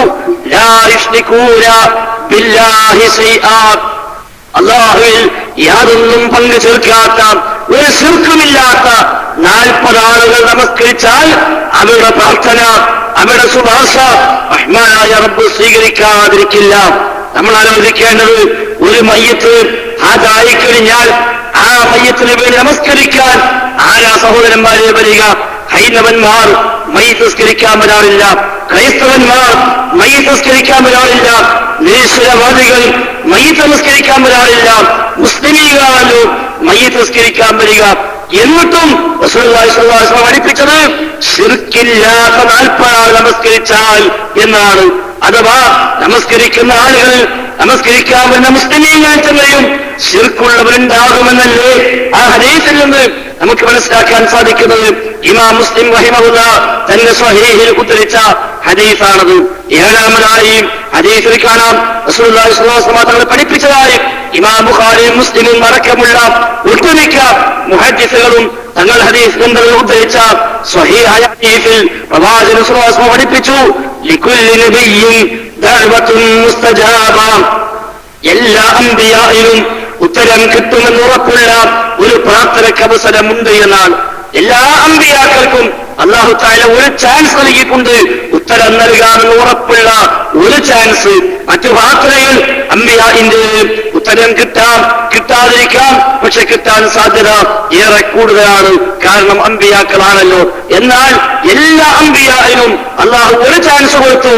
ലികുല്ലി നബിയ്യിൻ ദഅവത്തുൻ മുസ്തജാബ, ഉത്തരം കിട്ടുമെന്ന് ഉറപ്പുള്ള ഒരു പ്രാർത്ഥനയ്ക്ക് അവസരം അല്ലാഹു തആല എല്ലാ പ്രവാചകന്മാർക്കും നൽകി. എന്നാൽ ഫതഅജ്ജല കുല്ലു നബിയ്യിൻ ദഅവത, എല്ലാ പ്രവാചകന്മാരും തങ്ങളുടെ ആ ചാൻസ്, തങ്ങളുടെ ആ പ്രാർത്ഥന ഈ ദുനിയാവിൽ നിന്ന് നിർവഹിച്ചു കഴിഞ്ഞു. وإن اختبرت دعوتي شفاعة لأمتي يوم القيامة, എന്റെ പ്രാർത്ഥന, എന്റെ ആ ചാൻസ് ഞാൻ പരലോകത്തേക്ക് മാറ്റിവെച്ചിരിക്കുന്നു എന്റെ ഉമ്മത്തിന് ശഫാഅത്തിന് വേണ്ടി. ഇൻഷാ അല്ലാഹ്, ആ ശഫാഅത്ത് നാളെ പരലോകത്ത് ലഭിക്കും ഇൻഷാ അല്ലാഹ്. മൻ മാത മിൻ ഉമ്മതി ലാ യുശ്രികു ബില്ലാഹി ശൈആ, അല്ലാഹുവിൽ യാതൊന്നും പങ്കു ചേർക്കാതെ എന്റെ ഉമ്മത്തിൽ നിന്ന് ആരാണോ മരിച്ചത് അവർക്ക് ആ ശഫാഅത്ത് ലഭിക്കും. റസൂലുള്ളാഹി ഉമ്മത്ത് എന്ന് പറഞ്ഞാൽ ഉദ്ദേശിക്കുന്നത് ലാ ഇലാഹ ഇല്ലല്ലാഹ് പ്രഖ്യാപിച്ചവരാണല്ലോ, അല്ലാതെ അബൂജഹലും മുത്തബത്തും ശൈബത്തിനെയും ഒന്നുമല്ല. അല്ലാഹുവിന്റെ റസൂൽ സ്വല്ലല്ലാഹു അലൈഹി വസല്ലമ എന്റെ ഉമ്മത്ത് എന്ന് പറയുമ്പോൾ അവിടെ ഉദ്ദേശിക്കുന്നത് ലാ ഇലാഹ ഇല്ലല്ലാഹ് പറഞ്ഞ ഷഹാദത്ത് ഉച്ചരിച്ച മുസ്ലിമായി കയറി വന്ന പ്രവാചകൻ അനുയായിയാണെന്ന് പറയുന്ന നബിയുടെ ഉമ്മത്ത്. ആ ഉമ്മത്തിൽ നിന്ന് ശിർക്കില്ലാതെ മരിച്ചവരാര് അവർക്ക് ആ ശുപാർശ ലഭിക്കുമെന്ന് റസൂലുള്ളാഹി സ്വല്ലല്ലാഹു അലൈഹി വസല്ലം. അഥവാ ഈ ഉമ്മത്തിൽ ശിർക്ക് ചെയ്യുന്നവർ ഉണ്ടാകുമെന്നർത്ഥം. ലാ ഇലാഹ ഇല്ലല്ലാഹ് പറഞ്ഞവരിൽ ശിർക്ക് ചെയ്തവർ ഉണ്ടാകുമെന്നർത്ഥം. അത് മറ്റൊരു ഹദീസിൽ പ്രവാചകർ അങ്ങനെ തന്നെ പഠിപ്പിച്ചു. ലാ തഖൂമു സ്സാഅ ഹത്താ തൽഹഖ ഖബാഇലു മിൻ ഉമ്മത്തി ബിൽ മുശ്രികീൻ. ലാ തഖൂമു സ്സാഅ അന്ത്യനാൾ സംഭവിക്കില്ല. ഹത്താ തൽഹഖ ഖബാഇലു മിൻ ഉമ്മത്തി എന്റെ ഉമ്മത്തിലെ ചില കബീലകൾ, എന്റെ ഉമ്മത്തിലെ ചില വിഭാഗങ്ങൾ മുശ്രിക്കീനോട് ചേർന്നിട്ടല്ലാതെ ഖിയാമത്താണ് സംഭവിക്കില്ല. ആരാ സഹോദരന്മാരെ ആ മുശ്രിക്കുകൾ? ആരാണ് ആ ഉമ്മത്ത്? രണ്ട് പ്രയോഗമാണ് ഹദീസിലുള്ളത്. എന്റെ ഉമ്മത്തിലെ ചില വിഭാഗങ്ങൾ മുശ്രിക്കീനോട് ചേരും. ഏതാ ഈ ഉമ്മത്ത്? ലാ ഇലാഹ ഇല്ലല്ലാഹ് പറഞ്ഞവർ. ഏതാ ഈ മുശ്രിക്ക്? ലാ ഇലാഹ ഇല്ലല്ലാഹ് പറയാത്തവർ. അഥവാ ലാ ഇലാഹ ഇല്ലല്ലാഹ് പറഞ്ഞ എന്റെ ഉമ്മത്തിലെ ചില വിഭാഗങ്ങൾ ലാ ഇലാഹ ഇല്ലല്ലാഹ് അംഗീകരിച്ചിട്ടില്ലാത്ത മുശ്രിക്കീനോട് ചേർന്നിട്ട് ഖിയാമത്ത് സംഭവിക്കുമെന്ന് കളവ് പറയാത്ത, കളവാലോചിക്കാത്ത മഅ്സൂമായ റസൂലുള്ളാഹി സ്വല്ലല്ലാഹു അലൈഹി വസല്ലം ഇമാം ഹാക്കിമും ബൈഹഖിയും മറ്റും ഉദ്ധരിക്കുന്ന സ്വഹീഹായ ഹദീസാണത്. അത് വ്യത്യസ്ത ഫലങ്ങളിൽ ആ ഹദീസ് ഉദ്ധരിക്കപ്പെട്ടിട്ടുണ്ട്. അഥവാ ശിർക്ക് ഈ ഉമ്മത്തിൽ വരുമെന്നാണ് പഠിപ്പിച്ചത്. ഈ ഉമ്മത്ത് ബഹുദൈവാരാധകന്മാരുടെ വഴിയിലേക്ക് പോകുമെന്നാണ് പഠിപ്പിച്ചത്. അത് ഉണ്ടായി. ഹദീസിലേക്ക് അയച്ച പണ്ഡിതന്മാർ തന്നെ അത് വിശദീകരിച്ചിട്ടുമുണ്ട്. ഈ ഉമ്മത്തൊന്നാകെ ശിർക്കിലേക്ക് പോകില്ലെന്ന് പഠിപ്പിക്കുന്ന ഹദീസ് ഇമാം ബുഖാരി ഉദ്ധരിച്ചിട്ടുണ്ട്. ലാ അഖാഫു അലൈക്കും അൻ തുശ്രികൂ ബഅദി. ലാ അഖാഫു അലൈക്കും നിങ്ങളെ മേൽ ഞാൻ പേടിക്കുന്നില്ല. അൻ തുശ്രികൂ ബഅദി എന്റെ കാലശേഷം നിങ്ങൾ ശിർക്ക് ചെയ്യുമെന്ന് ഞാൻ പേടിക്കുന്നില്ല എന്ന ഹദീസ് ഇമാം ബുഖാരി ഉദ്ധരിച്ചിട്ടുണ്ട്. ചില മുസ്ലിയാക്കന്മാർ ദുർവ്യാഖ്യാനിക്കാറുണ്ട്. എന്റെ കാലശേഷം നിങ്ങൾ ശിർക്ക് ചെയ്യുമെന്ന പേടി എനിക്കില്ല. അത് ആരോടാ?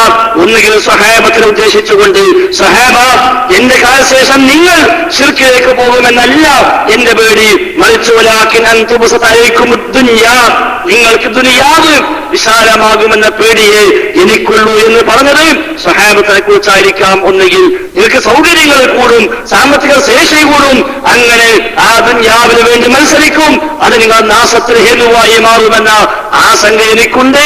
നിങ്ങൾ ശിർക്കിലേക്ക് പോകുമെന്ന പേടി എനിക്കില്ല. അല്ലെങ്കിൽ ഇമാം അസ്ഖലാനിയൊക്കെ പറഞ്ഞതുപോലെ ഐ അലാ മജ്മൂഇക്കും ഈ ഉമ്മത്തൊന്നാകെ ശിർക്കിലേക്ക് പോകുമെന്ന പേടി എനിക്കില്ല. എന്നിട്ട് ഇമാം അസ്ഖലാനി പറഞ്ഞു ലിഅന്നഹു ഖദ് വഖഅ മിനൽ ബഅദി കാരണം ചിലർ ആ ശിർക്കിൽ പെട്ടിട്ടുണ്ടല്ലോ. ഈ ഉമ്മത്തിൽ ചിലർ ശിർക്ക് ചെയ്തിട്ടുണ്ടല്ലോ, ശിർക്ക് സംഭവിച്ചിട്ടുണ്ടല്ലോ.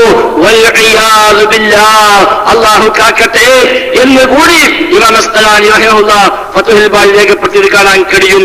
അപ്പോൾ ഈ ഉമ്മത്തിന്റെ മേൽ ശിർക്ക് സംഭവിക്കില്ല എന്ന് പറഞ്ഞത് ഉമ്മത്തൊന്നാകെ ശിർക്കിലേക്ക് പോകില്ല എന്ന അർത്ഥത്തിലാണ്. എന്നാൽ ചില കബീലകൾ ഖബാഇലു മിൻ ഉമ്മത്തി എന്റെ ഉമ്മത്തിലെ ചില കബീലകൾ ശിർക്കിലേക്ക് പോകുമെന്നാണ് പഠിപ്പിച്ചത്. ആ പോക്ക് ഉണ്ടായിട്ടുണ്ട് എന്ന് ഇമാം അസ്ഖലാനി രേഖപ്പെടുത്തി. അദ്ദേഹത്തിന്റെ കാലഘട്ടത്തിൽ 600 കൊല്ലം മുമ്പ് അദ്ദേഹം അത് രേഖപ്പെടുത്തിയെങ്കിൽ ഇന്ന് തീർച്ചയായും അതുണ്ട് എന്ന കാര്യത്തിൽ സംശയമില്ല. പല രൂപത്തിൽ ശിർക്ക് വന്നുകൊണ്ടിരിക്കുന്നു. അത് ഏറ്റവും പ്രധാനപ്പെട്ട ഒന്നാണ് പ്രാർത്ഥന.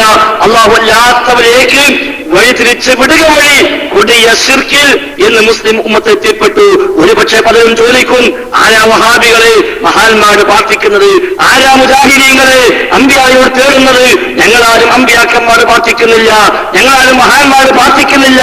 ഹക്ക് ജാഹ് ബർക്കത്ത് കൊണ്ട് റബ്ബിനോട് ചോദിക്കുന്നുവെന്നല്ലാതെ ഞങ്ങളാരും മഹാന്മാർ പ്രാർത്ഥിക്കുന്നില്ല എന്ന് അടുത്ത കാലം വരെ സാധാരണക്കാരായ സുന്നികൾ പറഞ്ഞിരുന്നുവെങ്കിൽ ഇന്നത് പറയാൻ വകുപ്പില്ലാത്ത വിധം കഴിഞ്ഞ മാസം നടന്ന മംഗലാപുരം സംവാദത്തിലെല്ലാം ഈ വിഭാഗം സമസ്തയുടെ ഉത്തരവാദപ്പെട്ട ആളുകളായി അവിടെ വന്ന് സംസാരിച്ച ഫൈസിമാരും ഇർഫാനിമാരും ദാരിനിമാരും അടങ്ങുന്ന സദസ്സിൽ വെച്ച് MT അബൂബക്കർ ദാരിമി എന്ന് പറയുന്ന സമസ്തയുടെ പ്രഭാഷകൻ അയാൾ ഔദ്യോഗികമായി പ്രഖ്യാപിച്ചു കഴിഞ്ഞു.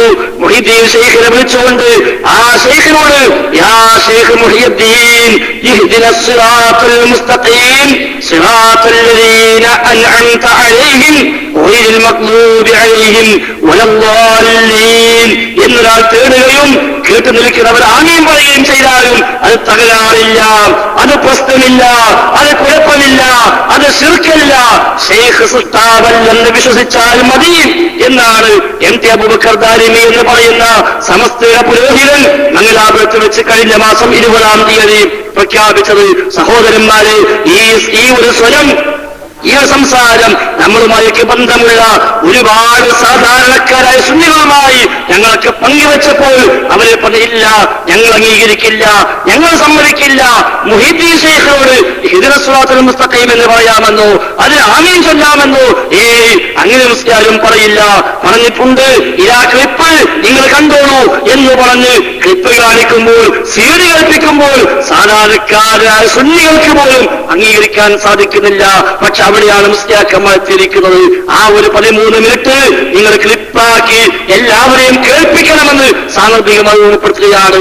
അത് പറയാനിലേക്ക് എത്തിയ നമ്മുടെ ഭാഗത്തുള്ള ചോദ്യം, ആ ചോദ്യത്തിന് അവർ പറഞ്ഞ മറുപടി, ആ മറുപടിക്ക് ശേഷം നമ്മൾ നൽകിയ വിശദീകരണം 14 മിനിറ്റ്, 5 മിനിറ്റ് 4 മിനിറ്റ് നമ്മുടെ ചോദ്യം, 5 മിനിറ്റ് അവരുടെ മറുപടി, വീണ്ടും 4 മിനിറ്റ് നമ്മുടെ വിശദീകരണം, ഇങ്ങനെയുള്ള 13 മിനിറ്റ്. ആ 13 മിനിറ്റ് സമയം ഒരു ക്ലിപ്പാക്കിയിട്ട് അത് എല്ലാവരെയും കേൾപ്പിക്കണം, എല്ലാ സുന്നികളെയും കേൾപ്പിക്കണം. ഇത് നിങ്ങൾ അംഗീകരിക്കുന്നുണ്ടോ? ഇത് നിങ്ങൾ സമ്മതിക്കുന്നുണ്ടോ?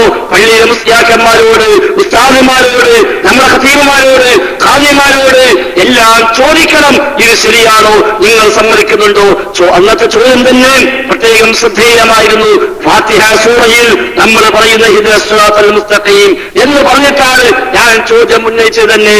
ആ ഇഹ്ദിനസ് സിറാത്തൽ മുസ്തഖീം ഒരാൾ മുഹീദ്ദീൻ ശൈഖ് തങ്ങൾ സൃഷ്ടാവല്ല, ഖാലിഖല്ല, മഹാൻ മാത്രമാണ് എന്ന് വിശ്വസിച്ചുകൊണ്ട് യാ ശൈഖ് മുഹീദ്ദീൻ ഇഹ്ദിനസ് സിറാത്തൽ മുസ്തഖീം എന്ന് പറയുകയും കേട്ട് നിൽക്കുന്നവർ ആമീൻ പറയുകയും ചെയ്തു. എങ്കിൽ അത് ശിർക്കാണോ, ശിർക്കല്ലേ, അതിന്റെ വിധിയുണ്ട് എന്ന ചോദ്യത്തിനാണ് അയാൾ 1 അല്ല 2 അല്ല 3 പ്രാവശ്യം ആ സംവാദത്തിൽ പ്രഖ്യാപിച്ചത്. അത് ശിർക്കല്ല, ഒരു കുഴപ്പവുമില്ല, ഒരു തകരാറുമില്ല എന്നയാൾ പറഞ്ഞു കഴിഞ്ഞു. അത് പ്രാർത്ഥന അല്ലാഹുവോട് മാത്രമല്ല, ആ പ്രമേയം തന്നെ വലിച്ചെറിയുന്നിടത്തേക്ക് ഔദ്യോഗികമായി അവർ എത്തിയിരിക്കുന്നുവെന്നർത്ഥം. ആദർശതലത്തിൽ അവരെന്തോ വലിച്ചെറിഞ്ഞു, ഇപ്പൊ അത് ഔദ്യോഗികമായി പ്രഖ്യാപിച്ചു.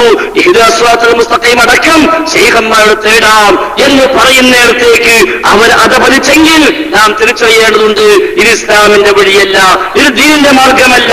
ഈ ഒരു പ്രവണത സമൂഹത്തിൽ ഉടലെത്തപ്പോഴാണ് മുജാഹിദ് പ്രസ്ഥാനം സംഘടിതമായി 100 കൊല്ലം മുമ്പേ ഈ ശിർക്കെതിരെ പ്രവർത്തനരംഗത്തിറങ്ങിയത്.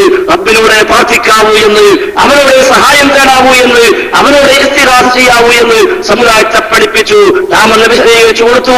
കാരണം ദുആ കേൾക്കുന്നവൻ അല്ലാഹു മാത്രം, ദുആക്ക് ഉത്തരം ചെയ്യുന്നവൻ അല്ലാഹു മാത്രം.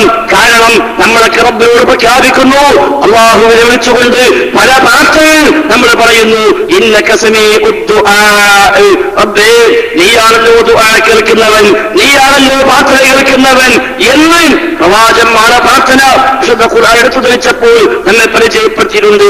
ഖുർആന്റെ ചോദ്യമുണ്ട്, അമ്മൻ യുജീബുൽ മുദ്ദറ ഇദാ ദഅാഹു വയക്ഷിഫു സൂഅ. ദുആ ചെയ്താൽ, പ്രയാസത്തിലകപ്പെട്ടവൻ ദുആ ചെയ്താൽ ആ ദുആക്ക് ഉത്തരം ചെയ്യാൻ, അവന്റെ പ്രശ്നം തീർക്കാൻ സാധിക്കുന്നവർ ആരുണ്ട്? റഹ്മാനായ റബ്ബല്ലാതെ ഇലാഹും മഅല്ലാഹ് എന്നാണ് ആയത്ത് അവസാനിക്കുന്നത്. ആരുമില്ലെങ്കിൽ പിന്നെ എങ്ങനെ മറ്റു ആരാധനന്മാരുണ്ടായി എന്ന ഖുർആന്റെ ചോദ്യം ഈ സമുദായത്തെ പഠിപ്പിച്ചു. ദുആ കേൾക്കാൻ റബ്ബിനെ കഴിയൂ എന്ന് നമ്മൾ പഠിപ്പിച്ചു. ഞാൻ ചോദ്യം വെച്ച ആയത്ത് അടക്കമുള്ള ആയത്തുകൾ നമ്മൾ സമുദായത്തെ പഠിപ്പിച്ചു. ഇൻ തദ്ഉഹും ലാ യസ്മഉ ദുആഅക്കും, നിങ്ങൾ ദുആ ചെയ്താൽ നിങ്ങളുടെ ദുആ അവരാരും കേൾക്കില്ല, കേട്ടാൽ തന്നെയും കേൾക്കുമെന്ന് സങ്കല്പിച്ചാൽ തന്നെയും ഉത്തരം ചെയ്യില്ല. ആരെ പറ്റിയാ പറഞ്ഞത്? ആരെക്കുറിച്ചാണ് ഈ ആയത്ത്? തഫ്സീറുകളിൽ കാണാം, ഇമാം ഖുർത്തുബിയൊക്കെ രേഖപ്പെടുത്തി, കൽ മലായികത്തി വൽ അംബിയാഇ വൽ ജിന്നി വശയാത്തീൻ. മലക്കുകൾ ദുആ കേൾക്കില്ല. വൽ ജിൻ അംബിയാഇ അംബിയാക്കൾ ദുആ കേൾക്കില്ല. വൽ ജിന്നി ജിന്നുകൾ ദുആ കേൾക്കില്ല. വശയാത്തീൻ പിശാചുക്കളും ദുആ കേൾക്കില്ല. എന്ന് മാത്രമല്ല വലൗ സമിഉ കേട്ടാൽ തന്നെ ഐ ഫർവൻ അഥവാ കേൾക്കുമെന്ന് സങ്കല്പിച്ചാൽ തന്നെ ലാ യസ്തജീബ്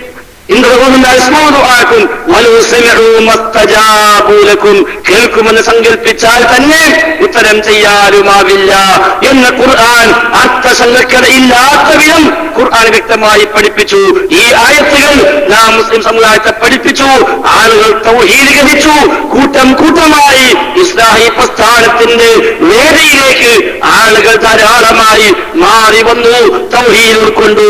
റബ്ബിനോട് മാത്രം തേടുന്ന, റബ്ബിനോട് മാത്രം പ്രാർത്ഥിക്കുന്ന, റബ്ബിന് പുറമെ ഒറ്റ പടപ്പിനോടും തേടിക്കൂടാ എന്ന് വിശ്വസിക്കുന്ന, തേടിയാൽ ആ തേട്ടം കേൾക്കാനോ ഉത്തരം ചെയ്യാനോ ഒരു മഖ്ലൂക്കിനും സാധ്യമല്ല എന്ന് വിശ്വസിക്കുന്ന ആളുകളെ നാൾക്ക് നാളെന്നോളം കൂടി വന്നു. അഭൗതികമായി സഹായിക്കാൻ, അഭൗതികമായി കേൾക്കാൻ, അഭൗതികമായി അറിയാൻ, അതേ അദൃശ്യമാർഗത്തിൽ സഹായിക്കാൻ, മറഞ്ഞ വഴിയിൽ സഹായിക്കാൻ, കാര്യകാല ബന്ധങ്ങൾക്കതീതമായി കേൾക്കാനും കാണാനും റഹ്മാനായ റബ്ബിന് മാത്രമേ കഴിയൂ എന്ന ഖുർആനിന്റെ അധ്യാപനം മുസ്ലിം ഉമ്മത്ത് മനസ്സിലാക്കി. ധാരാളം ലേഖനങ്ങൾ ആ വിഷയത്തിൽ എഴുതി. ധാരാളം പ്രസംഗങ്ങൾ അവിഷയമായി ഉണ്ടായി. ഉദാഹരണമായി നമ്മുടെ നാട്ടുകാരനായിരുന്ന ബഹുമാനായ സയ്യിദ് മൗലവി എണ്ണത്താണി അദ്ദേഹത്തിന് രചിക്കപ്പെട്ട ഈ പുസ്തകം, അത് തൗഹീദിനു വേണ്ടി ഒരു ധന്യജീവിതമെന്ന ഈ പുസ്തകം, ഈ പുസ്തകത്തിന്റെ 131 പേജിൽ അഥവാ അവിടെ മൗലവിയുടെ ചില ലേഖനങ്ങൾ എടുത്തു കൊടുക്കുകയാണ്. ആ ലേഖനത്തിൽ മൗലവി എഴുതിയ ഭാഗം കാണാം. അല്ലാഹുവല്ലാത്തവർക്കാർക്കും മറഞ്ഞ വഴിക്കുള്ള യാതൊരു ഗുണവും ദോഷവും ചെയ്യാൻ കഴിയില്ലെന്ന് അല്ലാഹു ഒരു സംശയത്തിനും ഇടയില്ലാത്ത വിധം സ്പഷ്ടമാക്കിയിരിക്കുന്നു. മറഞ്ഞ വഴിക്ക് ഒരു ഗുണവും ചെയ്യാൻ, ഒരു ദോഷവും ചെയ്യാൻ അല്ലാഹുവല്ലാത്ത ഒരു പടപ്പിലും കഴിയില്ല. ഇത് ഖുർആൻ വ്യക്തമാക്കിയിട്ടുണ്ട് എന്ന് എണ്ണത്താൻ സയ്യിദ് മൗലവി അദ്ദേഹത്തിന്റെ തൗഹീദുമായി ബന്ധപ്പെട്ട് അദ്ദേഹം എഴുതിയ ലേഖനത്തിന് അന്ന് അദ്ദേഹം രേഖപ്പെടുത്തിയെങ്കിൽ ഏകദൈവ സിദ്ധാന്തം എന്ന പേരിൽ സയ്യിദ് മൗലവി അന്ന് എഴുതിയ ലേഖനം, ആ ലേഖനത്തിലാണ് അദ്ദേഹം രേഖപ്പെടുത്തി വെച്ചത് മറഞ്ഞ വഴിക്ക് ഗുണം ചെയ്യാൻ, ദോഷം വരുത്താൻ ഒരു പടപ്പിനും കഴിയില്ല, ഒരു സൃഷ്ടിക്കും കഴിയില്ല, റബ്ബിന് മാത്രമേ കഴിയൂ എന്ന് സയ്യിദ് മൗലവി അന്ന് രേഖപ്പെടുത്തി വെച്ചു. സയ്യിദ് മൗലവിക്ക് അറിയാഞ്ഞിട്ടല്ലോ സിഹറിലൂടെ പിശാചുക്കൾ ഉപദ്രവമേൽപ്പിക്കുന്നുണ്ട് എന്ന് സയ്യിദ് മൗലവിക്ക് അറിയാഞ്ഞിട്ടല്ല. മലക്കുകൾ വിശ്വാസികളെ സഹായിക്കാൻ ഏൽപ്പിക്കപ്പെട്ട മലക്കുകൾ ഉണ്ട് എന്നുള്ളത് സയ്യിദ് മൗലവിക്ക് അറിയാഞ്ഞിട്ടല്ല. എന്നിട്ടും അദ്ദേഹം എഴുതി മറഞ്ഞ വഴിക്ക് ഗുണം ചെയ്യാൻ റബ്ബിന് മാത്രമേ കഴിയൂ, മറഞ്ഞ വഴിക്ക് ദോഷം വരുത്താൻ റബ്ബിന് മാത്രമേ കഴിയൂ. എന്റെ മൗലവി അങ്ങനെ എഴുതിയത് ആ ഹദീസെല്ലാം തള്ളിയത് കൊണ്ടല്ല, ആ ആയത്തെല്ലാം ദുർവ്യാഖ്യാനിച്ചിട്ടായിരുന്നില്ല, മറിച്ച് ഒരു മലക്ക് മുഖേന റഹ്മാനായ റബ്ബ് ഈ നടപ്പാക്കുന്ന പ്രവർത്തനങ്ങൾ അത് യഥാർത്ഥത്തിൽ മലക്കിന്റെ കാര്യകാല ബന്ധങ്ങളുടെ അടിസ്ഥാനത്തിലാണ്. ആ മലക്കിനെ അള്ളാഹു നിശ്ചയിച്ച വ്യവസ്ഥയുടെ അടിസ്ഥാനത്തിലാണ്. അതിനധീനമായി ചെയ്യാൻ മലക്കിനും കഴിയില്ല. ജിന്നുകൾ മുഖേന അള്ളാഹു ഈ ലോകത്ത് നടപ്പാക്കുന്ന എന്തൊക്കെ പ്രവർത്തനമുണ്ടെങ്കിലും ശരി, ആ പ്രവർത്തനങ്ങളും ജിന്നുകൾക്ക് അള്ളാഹു നിശ്ചയിച്ച വ്യവസ്ഥയുടെ അടിസ്ഥാനത്തിലാണ്. അതിനധീനമായി ഒരു ജിന്നിനും കഴിയില്ല, ഒരു മലക്കിനും കഴിയില്ല, ഒരു നബിക്കും കഴിയില്ല, ഒരു വലിയനും കഴിയില്ല, ഒരു മനുഷ്യനും കഴിയില്ല, ഒരു പടപ്പിനും കഴിയില്ല. അതാണ് മായം ലിഖൂന മിൻ ഖിത്മീർ, കാരക്കുരുവിന്റെ പാട പോലും ഇവരാരും ഉടമയാക്കുന്നില്ല. ആരോട് ഉടമയാക്കുന്നില്ല? അമ്പിയാക്കൾ ഉടമയാക്കുന്നില്ല, മഹാന്മാർ ഉടമയാക്കുന്നില്ല, മലക്കുകൾ ഉടമയാക്കുന്നില്ല, ജിന്നുകൾ ഉടമയാക്കുന്നില്ല, പിശാചുക്കൾ ഉടമയാക്കുന്നില്ല എന്ന് ഖുർആൻ പരിചയപ്പെടുത്തി. എന്നാൽ അതേ പിശാചുക്കൾ സിഹറിലൂടെ സാഹിറിനെ സഹായിക്കുന്നു, പലർക്കും പ്രയാസം വരുത്തി വെക്കുന്നു. അപ്പൊ എന്ത് ഈ സംഭവം ആയത്തും വിരുദ്ധമാണോ? ഒരിക്കലുമല്ല. പിശാചിലൂടെ സാഹിർ ലഭിക്കുന്ന സഹായങ്ങളും സിഹർ ചെയ്യപ്പെടുന്ന വ്യക്തിക്കുണ്ടായേക്കാവുന്ന പ്രയാസങ്ങളും അതൊന്നും മറഞ്ഞ വഴിക്കല്ല. അതിന് നയിക്കുന്നതിനുള്ള മാർഗം എന്താണ് എന്ന് നമ്മൾ കാണുന്നില്ല എന്ന് മാത്രം. എന്നാൽ ആ പിശാചിന്, ആ ജിന്നിന് റഹ്മാനായ റബ്ബ് നിശ്ചയിച്ച വ്യവസ്ഥ എന്തോ ആ വ്യവസ്ഥക്കുള്ളിൽ നിന്നുകൊണ്ട് മാത്രമാണ് അവൻ പ്രവർത്തിക്കുന്നത്. അല്ലാതെ പ്രവർത്തിക്കാൻ അവന് സാധ്യമല്ല എന്നർത്ഥം. മാത്രവുമല്ല സൈനുമൊയ്തന്നെ പറയുകയാണ്, ഇത് 127-ാമത്തെ പേജിൽ, മറഞ്ഞ വഴിക്ക് എന്നൊന്ന് ഇബാദത്തിന്റെ നിർവചനത്തിൽ മുജാഹിദുകൾ കൂട്ടിച്ചേർത്തതാണെന്ന് പലരും തട്ടി വീഴുന്നുണ്ട്. അഥവാ അന്ന് സമസ്ത മുസ്ലിയാക്കന്മാര് പറഞ്ഞു, മറഞ്ഞ വഴിക്ക് ഗുണം ചെയ്യാ, മറഞ്ഞ വഴിക്ക് ദോഷം വിട്ട, എന്നൊക്കെ എവിടുന്നേ കിട്ടി, ഇതൊക്കെ നിങ്ങളുണ്ടാക്കി വിട്ടതാണ് എന്ന് അന്ന് മുസ്ലിയാക്കന്മാര് പറഞ്ഞു. മൗലവി പറയാ, അത്തരക്കാർ മറാഹയുടെ ഈ പ്രയോഗം കണ്ടില്ലായിരിക്കാം. എങ്കിൽ ഒന്ന് പരിശോധിക്കുന്നത് നന്ന്. പോരെങ്കിൽ അദൃശ്യമായ കഴിവ് എന്നത് ഇബാദത്തിൽ പെടുന്നുണ്ടെന്ന് ഖുർആനും ചൂണ്ടിക്കാണിക്കുന്നു. തഫ്സീർ മറാഹയിൽ വന്ന പ്രയോഗം അദ്ദേഹം മേലെ കൊടുത്തു. അതിനെപ്പറ്റിയാ പറഞ്ഞത്. എന്താ പ്രയോഗം? ഒരു ബുദ്ധിക്കും യാഥാർത്ഥ്യം കണ്ടെത്താൻ കഴിയാത്ത അദൃശ്യമായ ഒരു അധികാര ശക്തി ഒരു വസ്തുവിനുണ്ടെന്ന് വിശ്വസിക്കുന്നതിനാൽ അതിന്റെ മഹത്വം മനസ്സിലാകുമ്പോൾ അയാൾക്കതിനുണ്ടാകുന്ന വിധേയത്വമാണ് ഇബാദത്ത്. എങ്ങനെ? ഒരു ബുദ്ധിക്കും യാഥാർത്ഥ്യം കണ്ടെത്താൻ കഴിയാത്ത അദൃശ്യമായ ഒരു അധികാര ശക്തി ഒരു വസ്തുവിനുണ്ടെന്ന് വിശ്വസിക്കുന്നതിനാൽ അതിന്റെ മഹത്വം മനസ്സിലാകുമ്പോൾ അയാൾക്ക് അതിനോടുണ്ടാകുന്ന വിധേയത്വം, അതാണ് ഇബാദത്ത്. എന്തോ അധികാര ശക്തി ഈ വസ്തുവിനുണ്ട്, ആർക്കും ഗ്രഹിക്കാൻ കഴിയാത്ത എന്തോ സവിശേഷത ഇയാൾക്കുണ്ട് എന്ന വിശ്വാസം കയറുമ്പോൾ അയാളുണ്ടാകുന്ന വിധേയത്വം, അതാണ് ഇബാദത്ത്. അതാണ് മറഞ്ഞ വഴി, അതാണ് അദൃശ്യമാർഗം. അല്ല കണ്ണ് കാണാത്തത് എന്നല്ല, പഞ്ചേന്ദ്രിയങ്ങൾക്ക് പുറത്ത് എന്നുള്ളതല്ല. എന്നൊരു മൗലവി പറയാം. അള്ളാഹു പറയുന്നു, ആകാശങ്ങളിലെയും ഭൂമിയിലെയും അദൃശ്യങ്ങളെല്ലാം അള്ളാഹുവിനുള്ളതാണ്, അവനിലേക്ക് തന്നെയാണ് ആ കാര്യങ്ങളെല്ലാം മടക്കപ്പെടുന്നതും. അതുകൊണ്ട് നീ അവനെ ആരാധിക്കുക, അവന്റെ മേൽ ബലമേൽപ്പിക്കുകയും ചെയ്യുക.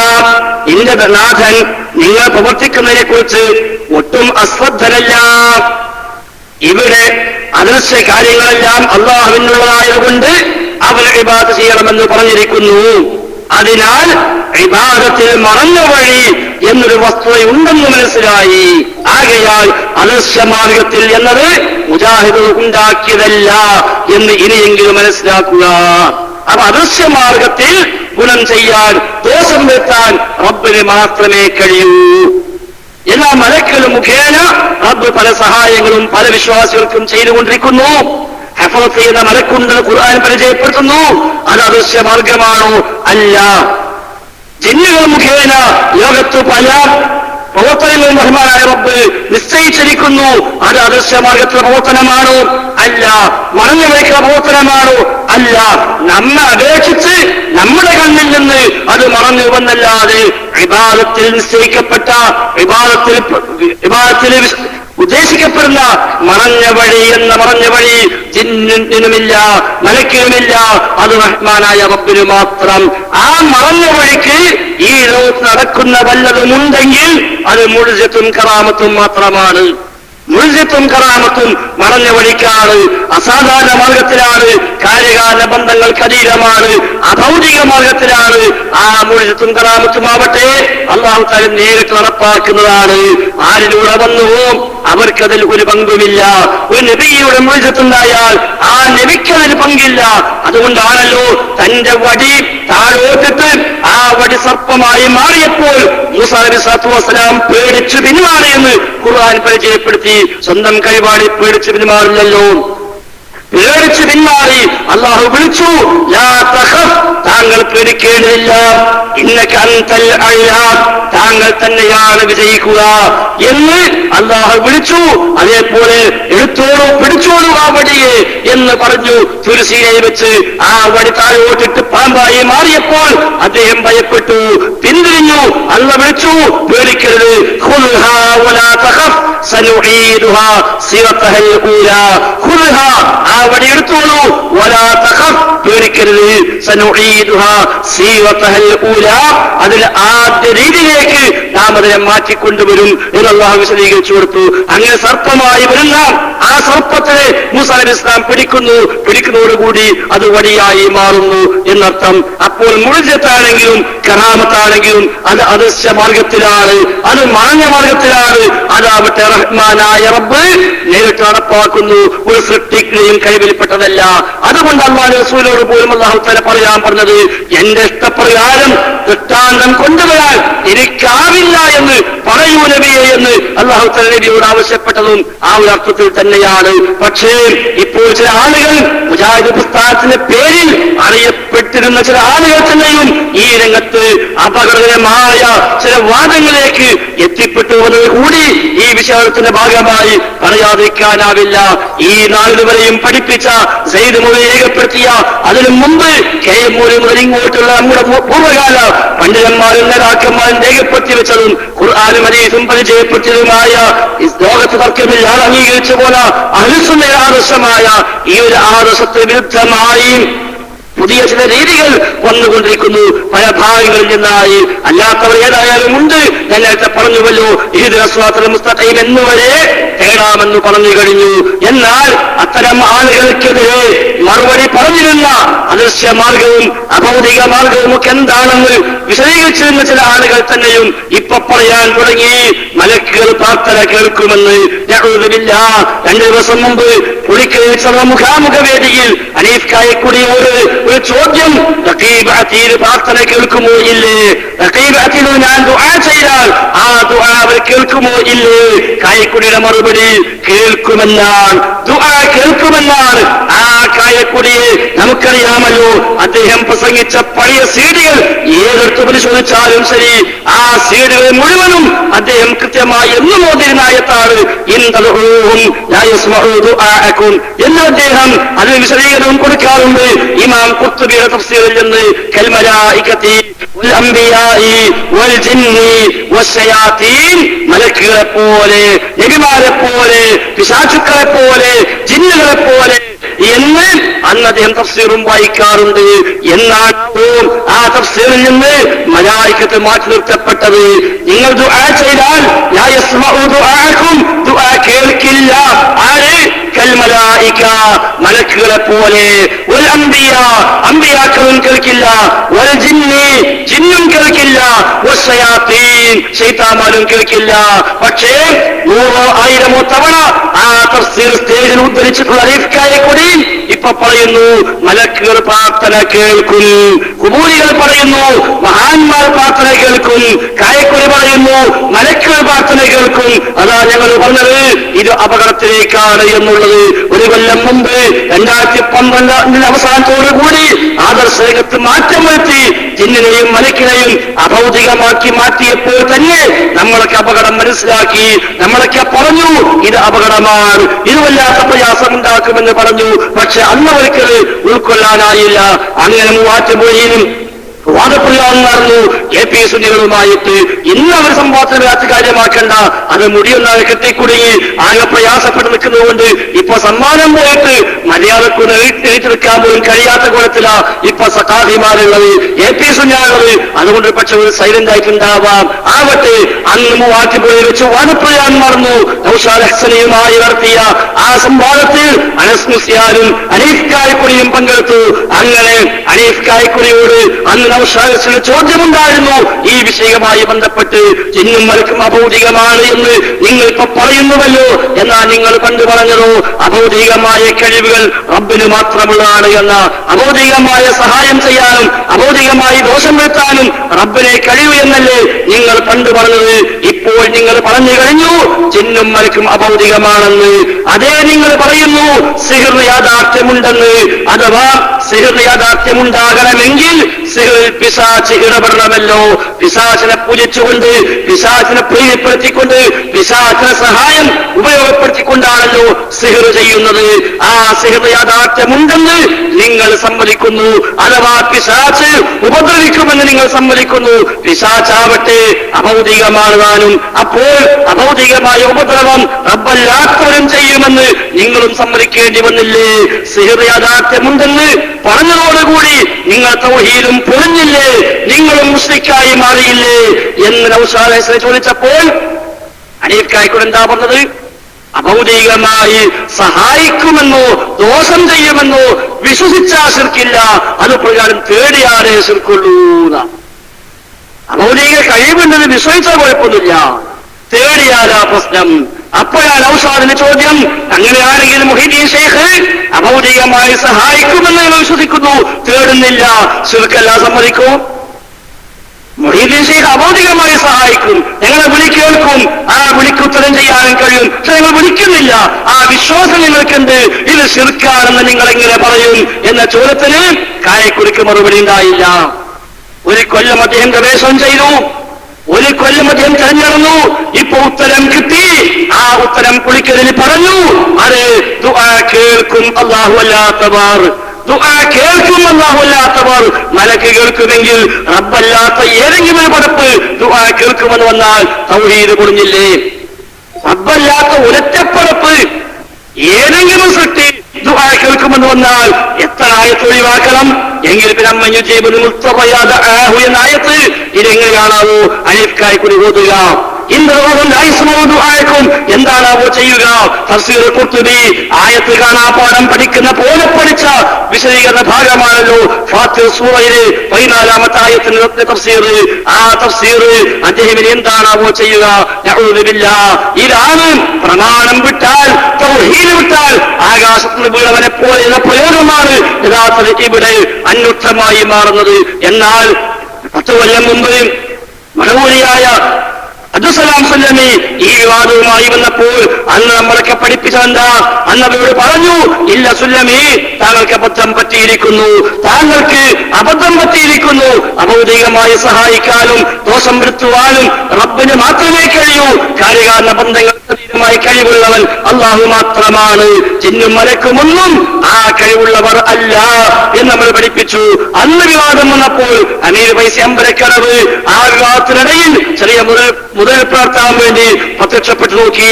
അന്ന് വിചിന്തരം വാരികയിൽ അമ്പലക്കരു ഫൈസിയെയും അബ്ദുസ്സലാം സുല്ലമിയെയും ഒന്നിച്ചു ഖണ്ഡിച്ചുകൊണ്ട് എഴുതിയ അന്നത്തെ ലേഖനം 2007 ഫെബ്രുവരി 16 നമ്മളെല്ലാ സ്ഥലത്തും വായിക്കാറുണ്ട്. ഇൻഷാ അല്ലാഹ് അവസാന ശ്വാസം വരെ നമ്മൾ വായിക്കുകയും വേണം. ഇത് ഈ വിചിന്തനം വാരിക 2007 ഫെബ്രുവരി 16 അന്ന് എഴുതിയെന്താ? ഈ ലോകത്ത് എല്ലാ കാര്യങ്ങളും അള്ളാഹു വ്യവസ്ഥപ്പെടുത്തിയിട്ടുള്ളത് കാര്യകാല ബന്ധങ്ങളുടെ അടിസ്ഥാനത്തിലാണ്. ഈ ലോകത്ത് എല്ലാ കാര്യങ്ങളും അള്ളാഹു വ്യവസ്ഥപ്പെടുത്തിയിട്ടുള്ളത് കാര്യകാല ബന്ധങ്ങളുടെ അടിസ്ഥാനത്തിലാണ്. ആ വ്യവസ്ഥക്കതീതമായ കഴിവുകൾ അള്ളാഹുവിന്റെ മാത്രം പ്രത്യേകതയാണ്. കാര്യകാല ബന്ധമെന്ന വ്യവസ്ഥക്കതീതമായ കഴിവ് അള്ളാഹിന്റെ മാത്രം പ്രത്യേകത. എന്നിട്ട് പറയാം, മലക്കുകളുടെയും ജിന്നുകളുടെയും കഴിവുകളുടെയും പ്രവർത്തനങ്ങളുടെയും കാര്യകാരണങ്ങൾ നമുക്ക് പിടികിട്ടുന്നില്ലെങ്കിലും അതെല്ലാം അവർക്ക് അല്ലാഹു നിശ്ചയിച്ച വ്യവസ്ഥ അനുസരിച്ചാണ്. മലക്കിന്റെയും ജിന്നിന്റെയും പ്രവർത്തനങ്ങളും കഴിവുമൊക്കെ അതിന്റെ കാര്യകാരണ ബന്ധം എന്ത് നമുക്ക് പിടികിട്ടുന്നില്ല എന്നേ ഉള്ളൂ, പക്ഷേ കാര്യകാരണ ബന്ധമുണ്ട്. അതുകൊണ്ട് തന്നെ അതിനെക്കുറിച്ച് അഭൗതികമെന്നോ കാര്യകാല ബന്ധങ്ങൾക്ക് അധീനമെന്നോ ബുദ്ധിയും വകതിരിവുമുള്ളവർ പറയുകയില്ല. മലക്കിനെ കുറിച്ച് ജിന്നിനെ കുറിച്ച് അഭൗതികമെന്നോ കാര്യകാരണ ബന്ധങ്ങൾക്ക് അധീനമെന്നോ ബുദ്ധിയും വകതിരിവുമുള്ളവർ പറയുകയില്ല. അന്നും ഇന്നും എന്നും മുജാഹിദുകളുടെ നിലപാട് ഇതാണ്. അന്നും ഇന്നും എന്നും മുജാഹിദുകളുടെ നിലപാട് ഇതാണ്. ഇത് പറഞ്ഞതിന് അന്ന് മടവൂർ സുഹൃത്തുക്കൾ നമ്മളെല്ലാം വിളിച്ചു, നിങ്ങൾ ജിന്നിന്റെ ആൾക്കാരാ, നിങ്ങൾ ജിന്നൂരിയ അന്ധവിശ്വാസത്തേക്ക് വിളിക്കുക, നവയാഥാസ്ഥ്യന്മാരാണ് എന്ന് അന്ന് പറഞ്ഞപ്പോൾ എല്ലാവരും ഒന്നിച്ചിരുന്ന് പറഞ്ഞു കൊടുത്തു, ഇല്ല കൂട്ടരെ, ഇത് പ്രമാണം പഠിപ്പിച്ച ആശയമാണ്. അപ്പൊ അന്നും ഇന്നും എന്നും ഇതാണ് മുജാഹിദുകളുടെ ആശയം. ഏത്? ജിന്നും മലക്ക് അഭൗതികമാണെന്ന് ബുദ്ധിയുള്ളവനും പറയില്ല, വിവേകമുള്ളവനും പറയില്ല എന്ന് 2007. എന്നാൽ 2012 അത് രണ്ടുമില്ലാഞ്ഞിട്ടാണോ എന്നറിയില്ല. അതേ വിചിന്തനത്തിൽ മറ്റു ലേഖനം എന്താ ഹെഡിങ്? ജിന്ന് ഭൗതികമല്ല, അഭൗതികം തന്നെ. ജിന്ന് ഭൗതികമല്ല, അഭൗതികം തന്നെ. 2013 ഫെബ്രുവരി 1, ഫെബ്രുവരി 8 2 ലക്കങ്ങളിൽ. ഫെബ്രുവരി 1 എഴുതി, തീരായ 8 വീണ്ടും ബാക്കി എഴുതി. 2 ലക്കങ്ങളിൽ ആവർത്തിച്ചു വന്നു. ജിന്ന് ഭൗതികമല്ല, അഭൗതികം തന്നെ. ഇതിലെഴുതി ജിന്ന് അഭൗതികമാണെന്ന് ബുദ്ധിയും മനോദരവുമുള്ളവർ പറയില്ല. അപ്പൊ മുജാഹിദികൾ തീരുമാനിച്ചു, എന്നാ പിന്നെ ഇത് രണ്ടും ഇല്ലാത്ത പണിക്ക് നമ്മളില്ല. ബുദ്ധിയും മനോദരവും ഇല്ലാത്തൊരു പണിക്ക് നമ്മൾ നിൽക്കേണ്ട കാര്യമില്ലല്ലോ. അതുകൊണ്ട് മുജാഹിദികൾ പറഞ്ഞു, ഇത് പറയാൻ പറ്റുന്നല്ലോ. കാരണം അന്ന് പറഞ്ഞെന്താ, അന്നും ഇന്നും എന്നും ഇതാണ് നമ്മുടെ നിലപാട്. പിന്നെങ്ങനെ അത് മാറി? അപ്പൊ മറ്റവൻ പറഞ്ഞു, നിങ്ങൾ എന്ത് പറഞ്ഞാലും എത്രപ്പോഴും ശരി ഞങ്ങളെടുത്തുണ്ട്. അതാണ് അങ്ങോട്ട് കുഴപ്പമില്ല, അത് നമുക്ക് ആർക്കാ വേണ്ടിയത് പിന്നെ തീരുമാനിച്ച് കൈകാര്യം ചെയ്യാം. പക്ഷേ അന്നും ഇന്നും എന്നും എന്ന് പറഞ്ഞെടുത്തുക ഞങ്ങൾ നിൽക്കുകയാണെന്ന് മുജാഹിദീങ്ങൾ തീരുമാനിച്ചു. അവിടെയാണ് ഒരു പുതിയ വിവാദം ഉണ്ടായത്. യഥാർത്ഥത്തിൽ ഒരു കൊല്ലം മുമ്പ് വരെ, അല്ലെങ്കിൽ ഏതാനും മാസങ്ങൾ മുമ്പ് വരെ ഈ വിഷയത്തിൽ തർക്കമുണ്ടായിരുന്നില്ല എന്ന് ആർക്കറിയാത്തത്. ഇത് നവോത്ഥാനത്തിന്റെ നൂറ്റാണ്ട് എന്ന സമ്മേളനത്തിന്റെ ഭാഗമായി ഇറങ്ങിയ പുസ്തകം, അഴിഞ്ഞിരം സമ്മേളനത്തിന്റെ ഭാഗമായി പുറത്തിറങ്ങിയ പുസ്തകം. ഈ പുസ്തകത്തിന്റെ 5-ാമത്തെ പേജിൽ പറയുന്നത്, ഈ പുസ്തകത്തിന് 5-ാമത്തെ പേജ് അതിൽ പറയുന്നു, കാര്യകാരണ ബന്ധങ്ങൾക്കതീതമായ രീതിയിൽ മനുഷ്യ ജീവിതത്തിൽ ഇടപെടാൻ സാധിക്കുന്ന ഒരേ ഒരു ശക്തി പ്രപഞ്ചാതീതനായ ജഗന്യന്താവ് മാത്രമാണെന്നാണ് ഇസ്ലാം പഠിപ്പിക്കുന്നത്. കാര്യകാരണ ബന്ധങ്ങൾക്കതീതമായ രൂപത്തില് മനുഷ്യ ജീവിതത്തിൽ ഇടപെടാൻ സാധിക്കുന്ന ഒരേ ഒരു ശക്തി അല്ലാഹു മാത്രം എന്ന് കഴിഞ്ഞ ഡിസംബറിൽ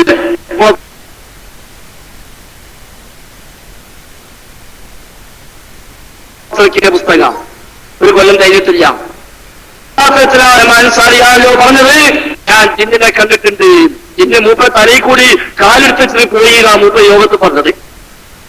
മൂപ്പ സൂര്യക്കാന് പോകുമ്പോൾ ഈ മുളക്കൂട്ടത്തിന് ജിന്നിന് ചാടി, എന്നിട്ട് മൂപ്പ തലയിൽ കൂടി ഉണ്ട് കവച്ച് വെച്ചിട്ട് ജിന്നാണ് പോയി. അന്ന് ജിന്നെ കൂടിയാ മൂപ്പർക്കിതാ നമ്മളിപ്പോ മനസ്സിലാക്കുന്നത്. അത് പോയിട്ടില്ല, കവച്ച് വെച്ച് മൂപ്പ ഉള്ളിക്കാണ് ഇറങ്ങിക്ക. അതാണ് പിന്നെ ഈ ഗോത്രാൻ കാരണം. അല്ലാതെ പറഞ്ഞ മനസ്സിലാക്കി മൂപ്പര് 1 അല്ല 2 അല്ല 3 പ്രാവശ്യം ജിന്നിനെ കണ്ടാണ് ആ മൂപ്പരിന് മൂപ്പർ പറഞ്ഞിട്ടുണ്ട്. ശരിക്കൂല, 3 തവണ മൂപ്പർ ജിന്നിനെ കണ്ടിട്ടുണ്ട്. നമ്മുടെ ഹിരായ മൾട്ടി മീഡിയന്റെ നെജമുട്ടി ഉണ്ടല്ലോ, ഓന്റെ ബൈക്കിനെ പിന്നെ ജിന്ന് കയറി നടന്നു ഒതുക്കിന്ന് പിന്നെ ഇവിടെ പൊന്മള വരെ. ഓൻ എന്നോട് പറഞ്ഞ അമീറിനോടും പോയിട്ടുണ്ടാവും അല്ലേ. ഒതുക്കിങ്ങനെ വണ്ടിനെ ബാക്കി കയറി പോയി. നമ്മൾ വർത്താനൊക്കെ പറഞ്ഞിങ്ങനെ പോയി. അങ്ങനെ പൊന്മളെത്തി. രാത്രി 12 മണിക്കാ പൊന്മളെത്തി. ഇപ്പൊ വർത്താനം കാണുന്നു കേൾക്കണില്ല. അപ്പൊ ആളൊടുക്കെ പോയി നോക്കുമ്പോ ആളില്ല.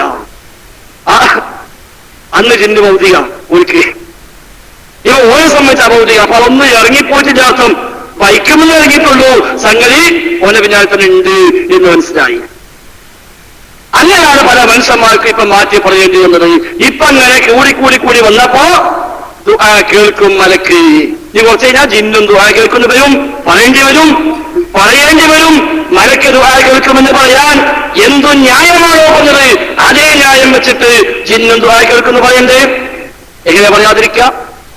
ഇപ്പൊ അല്ലെങ്കിൽ ഇപ്പൊ ആകെ മഹാന്മാരുടെ വിഷയത്തിലെ ഖുറാഫിൽ തർക്കം പോലിക്കൊള്ളൂ. ഖുറാഫിയാണ് പറഞ്ഞത് ജിന്നും മലക്കും മഹാന്മാർക്കും അമൗലിക കഴിവുണ്ട്. ഇവരെ പറഞ്ഞു ജിന്നും മലക്കും അമൗലികമാണ്. നമ്മൾ പറഞ്ഞ അമൗലിക കഴിവ് അല്ലാഹ്ക്ക് മാത്രമേ ഉള്ളൂ. അവിടെ അപ്പൊ തർക്കം കളിക്കുന്നത്, ആ വിഷയത്തിൽ യഥാർത്ഥത്തിൽ അബ്ദുസ്സലാം സ്വലമി ചെയ്തതാണ് അല്പമെങ്കിലും മാന്യത അവരെ ഭാഗത്ത് ആലോചിക്കുമ്പോ. കാരണം അയാൾ പറഞ്ഞു ജിന്നും മലക്കും അമൗലികമാണ്. അതുകൊണ്ട് ജിന്നും മലക്കും സഹായിക്കുന്നോ ഉപദ്രവിക്കുന്നോ വിശ്വസിക്കാൻ പറ്റൂല. വിശ്വസിക്കുകയാണെങ്കിൽ റബ്ബല്ലാത്തവർ വെച്ചുമെന്ന് വിശ്വസിക്കണം. അത് വിശ്വസിച്ചാൽ ശിർക്കായി. അതോ ജിന്നും മലക്കും ഒരു സഹായം ചെയ്യൂല, ഒരു ഉപദ്രവം ഏൽപ്പിക്കൂല. അപ്പോൾ ചല്ലസുല്ലമി അപ്പൊ സിഹിറിലൂടെ പിശാച്ച് ഇടപെടുന്നുണ്ടല്ലോ. സിഹിറൊന്നുമില്ല. ഹദീസ് ബുഖാരി ഉണ്ടല്ലോ. അത് തള്ളണം, ഒഴിവാക്കണം. ബുദ്ധിക്കും പറ്റൂല, തൗഹീദിനും പറ്റൂല, ഖുർആനുമെതിരാണ്, തള്ളിക്കളയണം എന്നാണ്. അപ്പൊ സിഹിർ മാത്രമാവില്ലല്ലോ.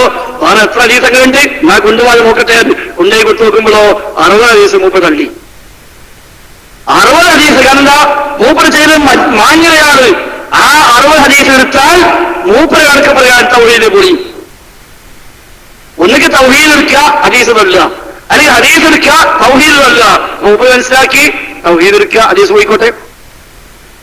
അങ്ങനെ 60 ഹദീസ് മൂപ്പര് തള്ളി. അപ്പൊ നമ്മുടെ കുഴപ്പത്തോളം മൊയ്തീൻ സുലൈമി പറഞ്ഞത് 60 110 ഹദീസിന് കുഴപ്പമുണ്ട്, 110 ഹദീസിന് കുഴപ്പമുണ്ട് എന്നാണ് പറഞ്ഞത്. സിറാത്ത് പാലമില്ല. സലാം സുലൈമി എഴുതി വെച്ചതാ. ബുഖാരി പരിഭാഷയിൽ അദ്ദേഹം എഴുതി വെച്ചു, സിറാത്ത് പാലം ഇല്ലെന്ന് ഈ ഹദീസ് വ്യക്തമാക്കുന്നു. നമ്മൾ ഹദീസിലിങ്ങനെ സിറാത്ത് പാലം അങ്ങനെ വിശ്വസിക്കാൻ പാടില്ല എന്ന് ഹദീസിലിട്ട് തോന്നിപ്പോകും. അപ്പൊ സംഭവം എന്തായോ, പരലോകത്ത് നടക്കുന്ന പല വിഷയങ്ങളും വിശദീകരിച്ച ഹദീസിലുണ്ട്. ഖുർആനിനെ സൂചിപ്പിച്ചതാണ്, ഹദീസിൽ വ്യക്തമായി. അപ്പൊ അതിന്റെ വിശദീകരണത്തിന് മൂപ്പര വക സിറാത്ത് പാലമില്ലെന്ന് ഈ ഹദീസ് വ്യക്തമാക്കുന്നു. ഇതുപോലെ ഈമാൻകാരൻ പറയുന്ന ചില ആയത്തുകളിൽ ഖദർ നമ്മൾ കാണൂല. ഈമാൻകാരൻ പഠിപ്പിക്കുന്ന നേരത്ത് അല്ലാഹുവിലും മലക്കിലും കിതാബിലും പ്രവാചകന്മാരും അന്ത്യനാളും വിശ്വസിക്കൽ എന്നേ കാണുള്ളൂ. ഖദർ വേറെ പറഞ്ഞത്. അവിടെ വാണിയാക്കി എന്താ പറയാ, വിധിവിശ്വാസം ഈമാനത്തിൽപ്പെട്ടതല്ല എന്ന് ഈ ആയത്ത് വ്യക്തമാക്കുന്നു എന്നെഴുതി കൂടെ. ആ പണിയാ മൂപ്പർ ചെയ്തത്. അങ്ങനെ മൂപ്പർ എല്ലാം വ്യാഖ്യാനിച്ചു. ദജ്ജാല് അത് ഖിയാമത്താലെ മുന്നോട്ടേക്ക് വരാനുള്ള സംഗതിയൊന്നുമല്ല എന്നാ മൂപ്പര് പറഞ്ഞത്. അതിന് മുമ്പ് ന്യായം പറഞ്ഞെന്തല്ലോ, ഒരു ഹദീസിനെ റസൂൽ പറഞ്ഞിട്ടുണ്ട്, എന്റെ മുമ്പ് വന്ന എല്ലാ അമ്പിയാക്കളും അവരുടെ ജനതയോട് ദജ്ജാലിനെ കുറിച്ച് താക്കീത് ചെയ്തിട്ടുണ്ട്. എന്നാൽ അവരെല്ലാം ചെയ്തതിനേക്കാൾ ഏറെ ഞാൻ താക്കീത് ചെയ്യുന്നു എന്ന് പറഞ്ഞ റസൂൽ ആ വിഷയം പഠിപ്പിച്ചതന്നെ. അപ്പൊ ഇയാളെ ബുദ്ധി ചെയ്തു, ഖിയാമത്താലിന്റെ തൊട്ടു മുമ്പ് വരാനുള്ളതാണെങ്കിൽ എന്തിനാ നൂഹ് നബി ഇത് പറയണത്, എന്തിനാ മൂസാ നബി പറയണത്, എന്തിനാ ഈസാ നബി പറയണത്, അത് മുഹമ്മദ് നബി പറഞ്ഞാൽ പോലെ. അപ്പൊ ഇതാണ് ദജ്ജാലല്ല, ഇത് വേറെ ഏതോ ദജ്ജാലാണ്. അങ്ങനെ മൂപ്പര് വ്യാഖ്യാനിച്ചൊപ്പിച്ചു, ദജ്ജാൽ എന്ന് പറഞ്ഞാൽ ജനങ്ങളുടെ പെരുക്കയിൽ സത്യവും അസത്യവും കൂട്ടിക്കുഴച്ച് അവതരിപ്പിക്കുന്ന പ്രസ്ഥാനങ്ങൾക്കും പണ്ഡിതന്മാർക്കും മൊത്തത്തിൽ പറയുന്ന പേരാണ് ദജ്ജാല്. അപ്പൊ എല്ലാ പ്രവാചകന്മാർക്കും ഉണ്ടാവാൻ അങ്ങത്തൂലേ. അപ്പോൾ ഹദീസിലുണ്ട് ദജ്ജാൽ ഒറ്റക്കണ്ണനാണ്. അപ്പൊ അവിടുത്തെ മൂപ്പര് കുടിഞ്ഞു, ഇനിയിപ്പോ എന്തതിന് പറയാനാ. അപ്പൊ മൂപ്പര് വ്യാഖ്യാനം കണ്ടെത്തി, ഒറ്റക്കണ്ണൻ എന്ന് പറഞ്ഞ വിവക്ഷ വിഷയത്തിന്റെ ഒരു വശം മാത്രം അവതരിപ്പിക്കുന്നവൻ എന്നാണ്. അങ്ങനെ ഉപയോഗിപ്പിച്ചു. ദജ്ജാലില്ലാതായി, സിറാത്ത് പാലല്ലാതായി. അല്ല, മൊയ്തീൻ സുലൈമി പറഞ്ഞു സിറാത്ത് പാലൊന്നുമില്ല, അതൊരു ആലങ്കാരിക പ്രയോഗം. സിറാത്ത് എന്ന് ഹദീസിൽ വന്നിട്ടുള്ളത് പാലൊന്നുമല്ല. പാലത്തിന് ജിസ്ർ എന്ന അറബി പറയുക, ഇവിടെ സിറാത്ത് എന്നാ പറഞ്ഞത്, അത് പാലമല്ല. സിറാത്തുൽ മുസ്തഖീം, അവിടെ പാലം കർത്തവ്യമല്ലല്ലോ എന്നാ മൂപ്പര് കണ്ടുപിടിച്ചത്. അപ്പൊ അദ്ദേഹത്തെ നമ്മുടെ പ്രബോധനം വിളിച്ചു ചോദിച്ചു, അല്ല മൗലവി, സ്വഹീഹ് ബുഖാരിയിൽ ജിസ്ർ എന്ന വാക്യമുണ്ടല്ലോ, പാലത്തിന് ഉപയോഗിക്കുന്ന വാക്കാ ജിസ്ർ. ആ വാക്ക് തന്നെ ഉണ്ടെന്ന് മാത്രമല്ല, ഒരു അധ്യായത്തിന്റെ ഹെഡിങ് എന്നതാണ് അസ്റാത്തു ജിസ്റു ജഹന്നം, സിറാത്ത് നരകത്തിന്റെ പാലമാകുന്നു. ഇങ്ങനെ ബുഖാരി ഉണ്ടല്ലോ. അങ്ങനെ ഉണ്ടോ എന്ന് ചോദിച്ചാൽ മൂപ്പര് അറിയിട്ടില്ല ഞാനുള്ളത് തന്നെ. ആ രൂപത്തിലാണ് വ്യാഖ്യാനങ്ങൾ പോയത്. അപ്പൊ സിഹറുമില്ല, കണ്ണീറുമില്ല, ദജ്ജാലുമില്ല, ആ വക യാതൊരു ഏർപ്പാടുമില്ല എന്ന് മൂപ്പര് പറഞ്ഞു. അത് മൂപ്പര ഭാഗത്ത് ചിന്തിക്കുമ്പോ മാന്യതയാണ്. എന്റെ മൂപ്പര തൗഹീദ് രക്ഷപ്പെടണമെങ്കിൽ ഈ ഹദീസ് ഉണ്ടാകാൻ പറ്റൂല. ചില ആയത്തിനെ പറ്റൂല, പിന്നെ അത് ഒപ്പിച്ച ആയത്തല്ലേ തള്ളാൻ വയ്യല്ലോ. ബദറിൽ മലക്കിറങ്ങി യുദ്ധം ചെയ്തിട്ടില്ല, അത് എഴുതി വെച്ചിട്ടുണ്ട്. തൗഹീദും നവയാഥാസ്ഥിക വ്യതിയാനം എന്ന പുസ്തകത്തിന് 1ലധികം പേജുകൾ അബ്ദുൽ സുലൈമി എഴുതി വെച്ചു. മലക്ക് ഇറങ്ങി യുദ്ധം ചെയ്തിട്ടില്ല. അപ്പൊ ചോദ്യം മൂപ്പരോട്, ഖുർആനായത്തുണ്ടല്ലോ, അതുമായി ബന്ധപ്പെട്ട് പരാമർശിച്ചപ്പോ അള്ളാഹു പറഞ്ഞു 5000 മലക്കുകളെ ഇറക്കുമെന്ന് സന്തോഷവാർത്തയിൽ ആ റബ്ബ് നിങ്ങൾ അറിയിക്കുന്നു. അപ്പൊ മൂപ്പര് കണ്ടുപിടുത്തം, അത് സന്തോഷവാർത്ത അറിയിക്കുന്നതിനുള്ളൂ, മലക്കുകളെ ഇറക്കിയില്ലല്ലോ എന്നാ. 5000 മലക്കുകളെ ഇറക്കുന്ന സന്തോഷവാർത്ത അറിയിക്കുന്നതിനുള്ളത്, ഇറക്കിയിലെവിടെയുള്ളത്, ഇറങ്ങിയിലെവിടെയുള്ളത്, യുദ്ധം ചെയ്യുന്നതെവിടെയുള്ളത്, അതൊന്നുമില്ലല്ലോ. ഹദീസ് അങ്ങനെ തന്നെ ഉണ്ടല്ലോ. അത് ഹദീസല്ലേ, അത് പറ്റൂല.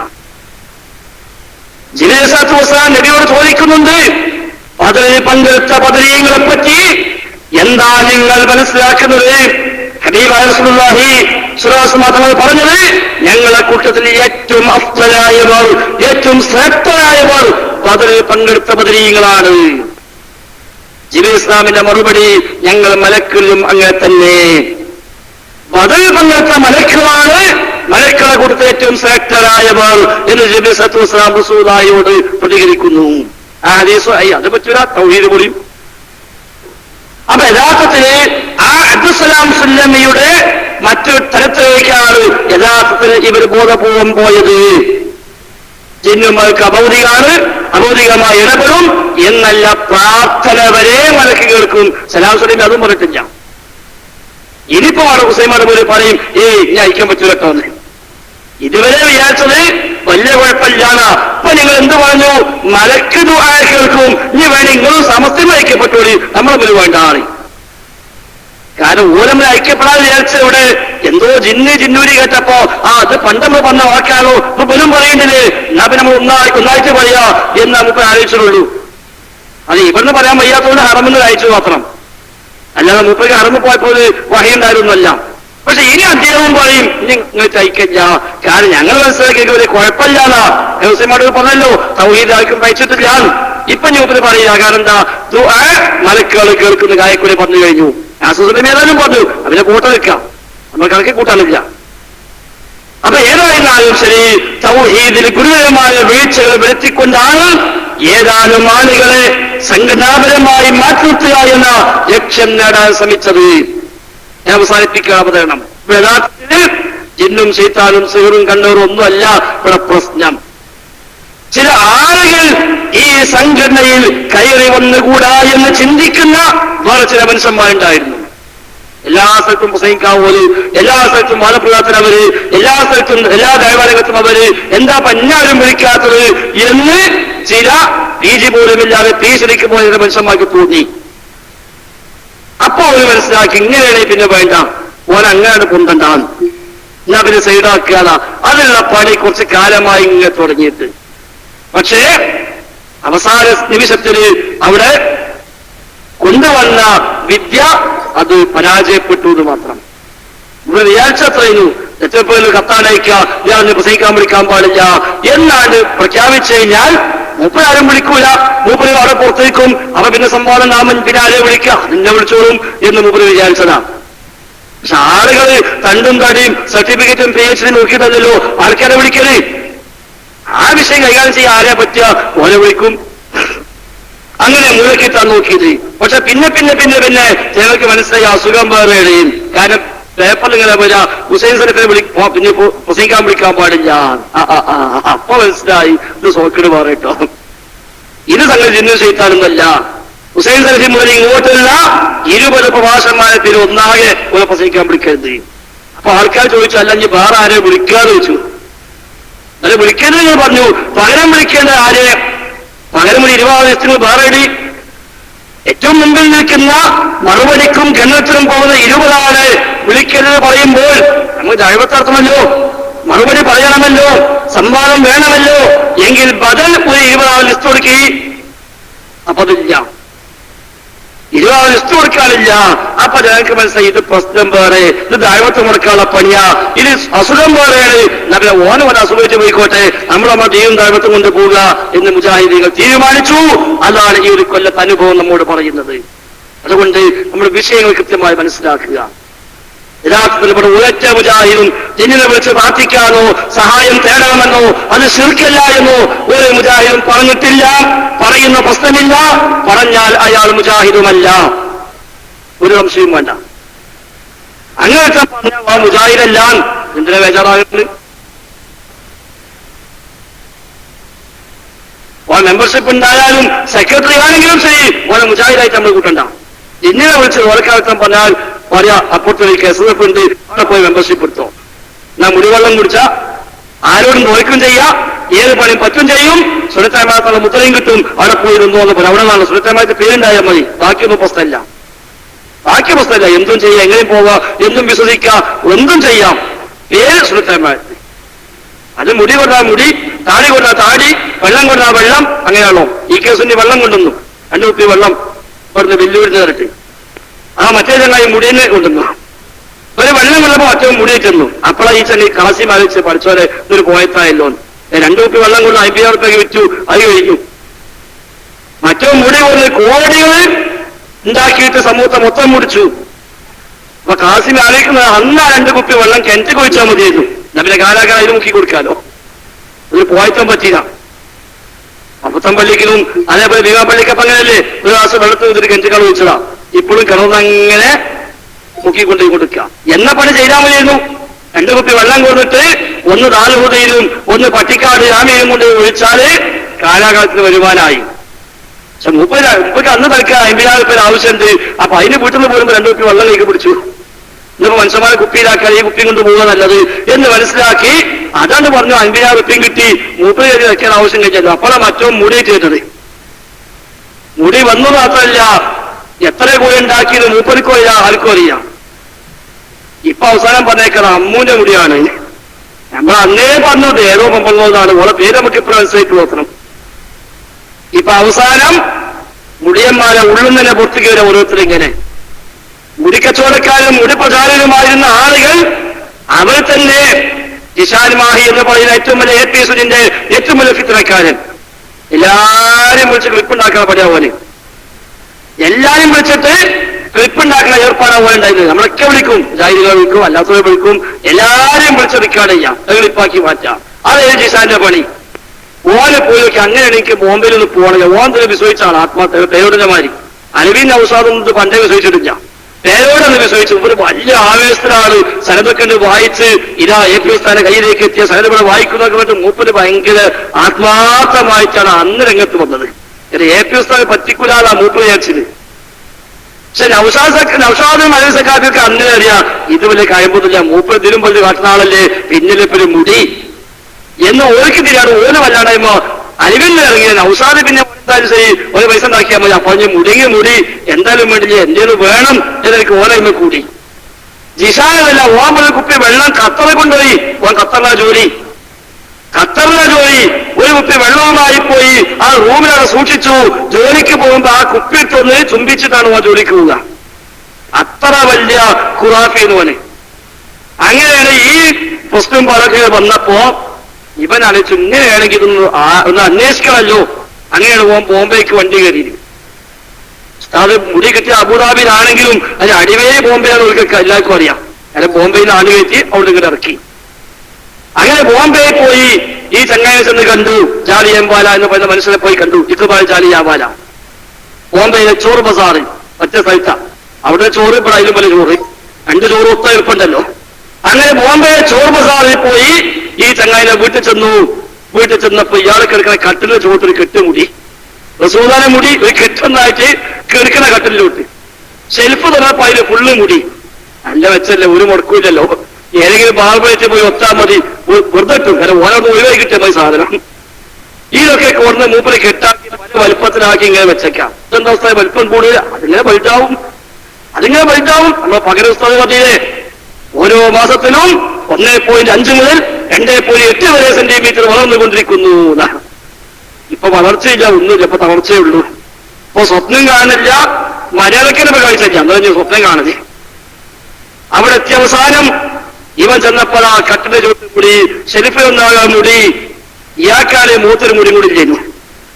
അവൻ മനസ്സിലായി ഇത് സംഗതി ചോറ് ബസാർക്ക് പറ്റിയ സാധനം തന്നെയാണ്. ഇപ്പൊ റബ്ബേ നമ്മ ഉസ്താദ് കൊണ്ടേക്കുന്നത്. ഏഴാളിപ്പോ ചെന്നു, അയാൾക്ക് പരിചയപ്പെട്ടു. അല്ല എനിക്ക് വെച്ച മുടി വെച്ചപ്പോ എന്നാ പിടിച്ചോ 8 മുടി പോലെ. ജിഷാൻ മാഹിക്ക് 8 മുടി, ഉസ്താദിനായ 2 കൊടുത്തിട്ടുണ്ട്. അപ്പൊ ഒരു വേദന എന്താ ഇക്കൊടുത്തിന് പോയിട്ട് പേരുസ്താനെ കണ്ടു പറഞ്ഞു, ഉസ്താദ് ഇങ്ങനെ ചെറിയ വിഷയമുണ്ട്, ഞാൻ ആരോടും മുണ്ടണ്ടാതെ, ആരോടും മുണ്ടണ്ട. എന്നോട് ഞാൻ ചോദിച്ചാല് പോയി എന്നും പറയണ്ട, പോയിട്ടില്ല എന്നും പറയണ്ട. പോയി എന്ന സത്യമാണല്ലോ. പോയിട്ടില്ല എന്നാ കളവ് പോയി, ഇത് 2 പറയാൻ മുണ്ടാവുന്നു എന്നേക്കോസം മുണ്ടാവുന്നുള്ളൂ. അത് പക്ഷെ മുണ്ടാക്കാൻ മനസ്സമ്മയിക്കണ്ടേ. ഇതിങ്ങനെ ഉള്ളിൽ തേട്ടാ തുടങ്ങി. ഇതൊക്കെ മനസ്സിലായിട്ട് എങ്ങനെ ഇപ്പൊ ഞാൻ മുണ്ടാതെക്കുക. അങ്ങനെ പുരുമളക്ക് വിളിച്ചു, ഓരോരുത്തർക്ക് വിളിച്ചു. ഓരോടൊക്കെ പറഞ്ഞപ്പോ ഓരോ മനസ്സിലായി ഓർക്കുന്നു പണ്ടേ വിശ്വാസമില്ല. എനിക്കിപ്പോ അവിടെ പോയി മുടിക്കെട്ടപ്പോ മനസ്സിലായത് ഓർക്ക് ആദ്യമേ വിശ്വാസമില്ല.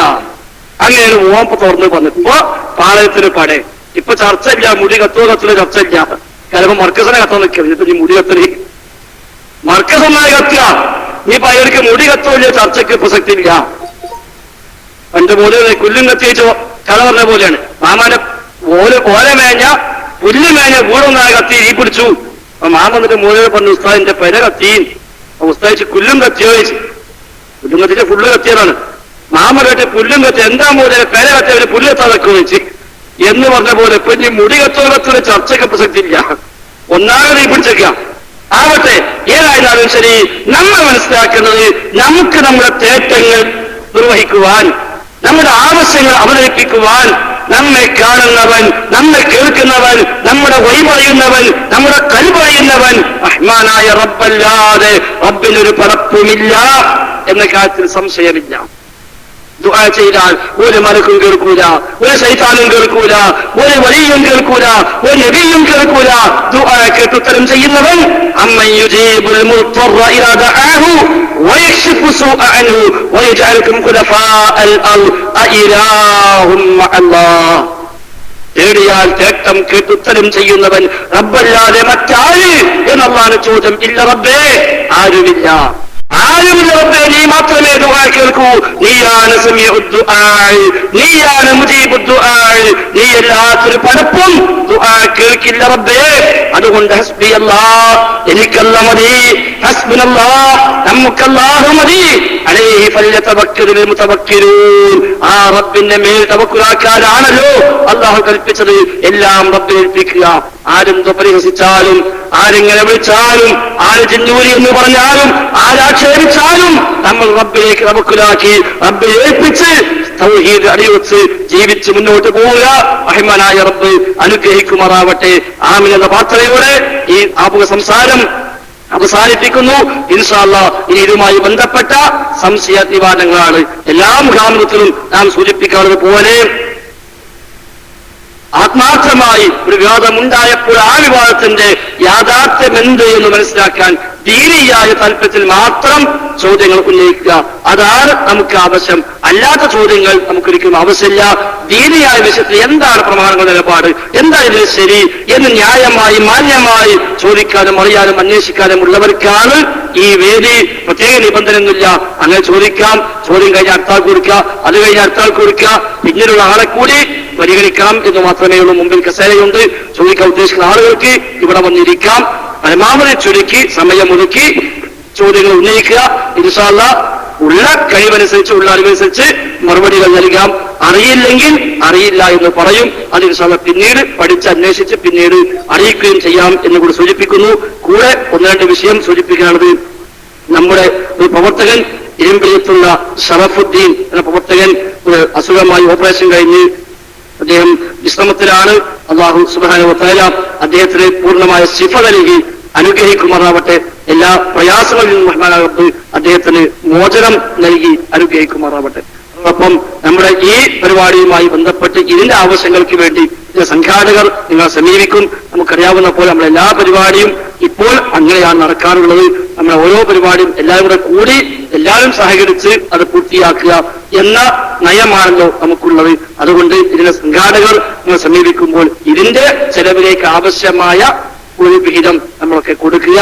എന്തൊക്കെയാണെങ്കിലും കുറച്ച് ചെലവുകൾ ഉണ്ടാകും. നമ്മുടെ ഹാള് നമ്മുടെ പ്രവർത്തകന്റേതാണ്. അദ്ദേഹത്തിന്റെ വക സൗജന്യമായി നമുക്ക് ഒരുപാട് തന്നതാണ്. റബ്ബ് അതിന് തക്കതായ പ്രതിഫലം നൽകി അദ്ദേഹത്തെ അനുഗ്രഹിക്കുമാറാവട്ടെ. അതല്ലാത്ത ചെലവ് കുറച്ചേ ഉണ്ടാവുള്ളൂ. അതിനനുസരിച്ച് കൊടുത്താൽ മതി. വലിയ സംഖ്യയൊന്നും കൊടുക്കണം. വലിയ സംഖ്യ കൊടുത്താൽ പിന്നെ നാളെ നേരം വെക്കുമ്പോൾ പൈസ ബാക്കിയുണ്ടാവും. അത് എവിടെ വെക്കുക ചർച്ച ഉണ്ടാവും. അതിന് ഒച്ചപ്പാടും മകളും പോലുണ്ടാവും. അതുകൊണ്ട് പൈസ ബാക്കിയാവണ്ട. ഈ ചെലവുകൾ കഴിഞ്ഞു പോകണം. തികയാതെ വരാനും പാടില്ല. ആ നിലയ്ക്ക് നമ്മൾ എല്ലാവരും കൊടുക്കുക. അതുപോലെ മണ്ണാർക്കാട് ഭാഗത്ത് നിന്ന് നമ്മുടെ പ്രവർത്തകന്മാർ ഒരു പള്ളിക്ക് വേണ്ടി സ്ഥലം വാങ്ങി അവരുടെ പുറത്തുണ്ട്. ഒരു എങ്ങനെ അതും കൂടെ ഔത്തേക്ക് കയറി പേടിച്ചത് പുറത്തിക്കുന്നത്. അപ്പൊ നമ്മളും പോണ വഴിക്ക് ഓരോന്ന് കാണാൻ വളരെ അത്യാവശ്യമുള്ള ഒരു സ്ഥലമാണ്. ഞങ്ങൾക്കെല്ലാം നേരിട്ട് പരിചയമുണ്ട് ആ പ്രദേശം. അതിന് നല്ലൊരു ഭാഗം, 3/4 ഭാഗത്തോളം അവിടുത്തെ ആളുകൾ തന്നെ അവര് അത് പിന്നെ എടുത്തിട്ടുണ്ട്. ബാക്കി തികയാത്ത കുറച്ച് ഭാഗത്തിന് വേണ്ടിയാണ് നമ്മളൊക്കെ സമീപിക്കുന്നത്. അതുകൊണ്ട് അതിലെല്ലാവരും സഹകരിക്കുക. എല്ലാ സ്ഥലത്തും പള്ളികൾ വന്നുകൊണ്ടിരിക്കുന്നു, സ്ഥലങ്ങൾ വാങ്ങിക്കൊണ്ടിരിക്കുന്നു. വേങ്ങര ടൗണിന്റെ ഹൃദയഭാഗത്ത് നല്ല അനുയോജ്യമായ സ്ഥലം 20 സെന്റ് അൽഹംദുലില്ലാ നമ്മൾ കച്ചവടം ചെയ്തിട്ടുണ്ട്. വേങ്ങര ടൗണിൽ നല്ലൊരു പള്ളി ഇൻഷാ അല്ലാഹ് ഏതൊരു മാസങ്ങൾക്കുള്ളിൽ അത് വരും എന്ന് പ്രതീക്ഷിക്കുന്നു. എല്ലാവരും ദുആ ചെയ്യുക. അവിടെയും സാമ്പത്തിക ബാധ്യത ഉണ്ടായിട്ട് പറഞ്ഞ് ചോദിക്കുന്നില്ല. ഏതായാലും നിങ്ങളുടെ മനസ്സിൽ അതെല്ലാം ഉണ്ടാകണം. വേങ്ങര ടൗണിന്റെ ഏറ്റവും ഹൃദയ ഭാഗത്ത് നല്ലൊരു സ്ഥലം 20 സെന്റ് സ്ഥലം അധികം ബാധ്യതയായി ടൗണിലായതുകൊണ്ട് എന്നാലും റബ്ബിനെ തവക്കുലാക്കി നാം അത് വാങ്ങിയതാണ്. അങ്ങനെ എല്ലാ സ്ഥലത്തും ഇൻഷാ അല്ലാഹ് പള്ളികൾ വരട്ടെ, സ്ഥാപനങ്ങൾ വരട്ടെ. നമ്മുടെ ജാമിയ അൽ ഹിന്ദ് എല്ലാവർക്കും ശ്രദ്ധയിലുണ്ട്.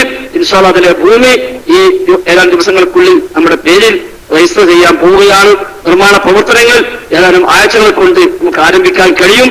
അതും തന്നെ ഇൻഷാ അല്ലാഹ് മാസങ്ങൾ കൊണ്ട് നമ്മുടെ ആ സ്ഥിരം ക്യാമ്പസിലേക്ക് നമ്മുടെ സ്ഥാപനം മാറ്റാൻ കഴിയും. എല്ലാവരും പ്രത്യേകം ദുആ ചെയ്യുക. ധാരാളം ആളുകൾ സംഭാവന ചെയ്തിട്ടാണ് അത് ആ രൂപത്തിലായത്. ഇനിയും കുറെ ആളുകൾ ഓഫർ ചെയ്തവരുണ്ട്, ചെയ്യാൻ ശ്രമിക്കുന്നവരുണ്ട്, ആലോചിക്കുന്നവരുണ്ട്.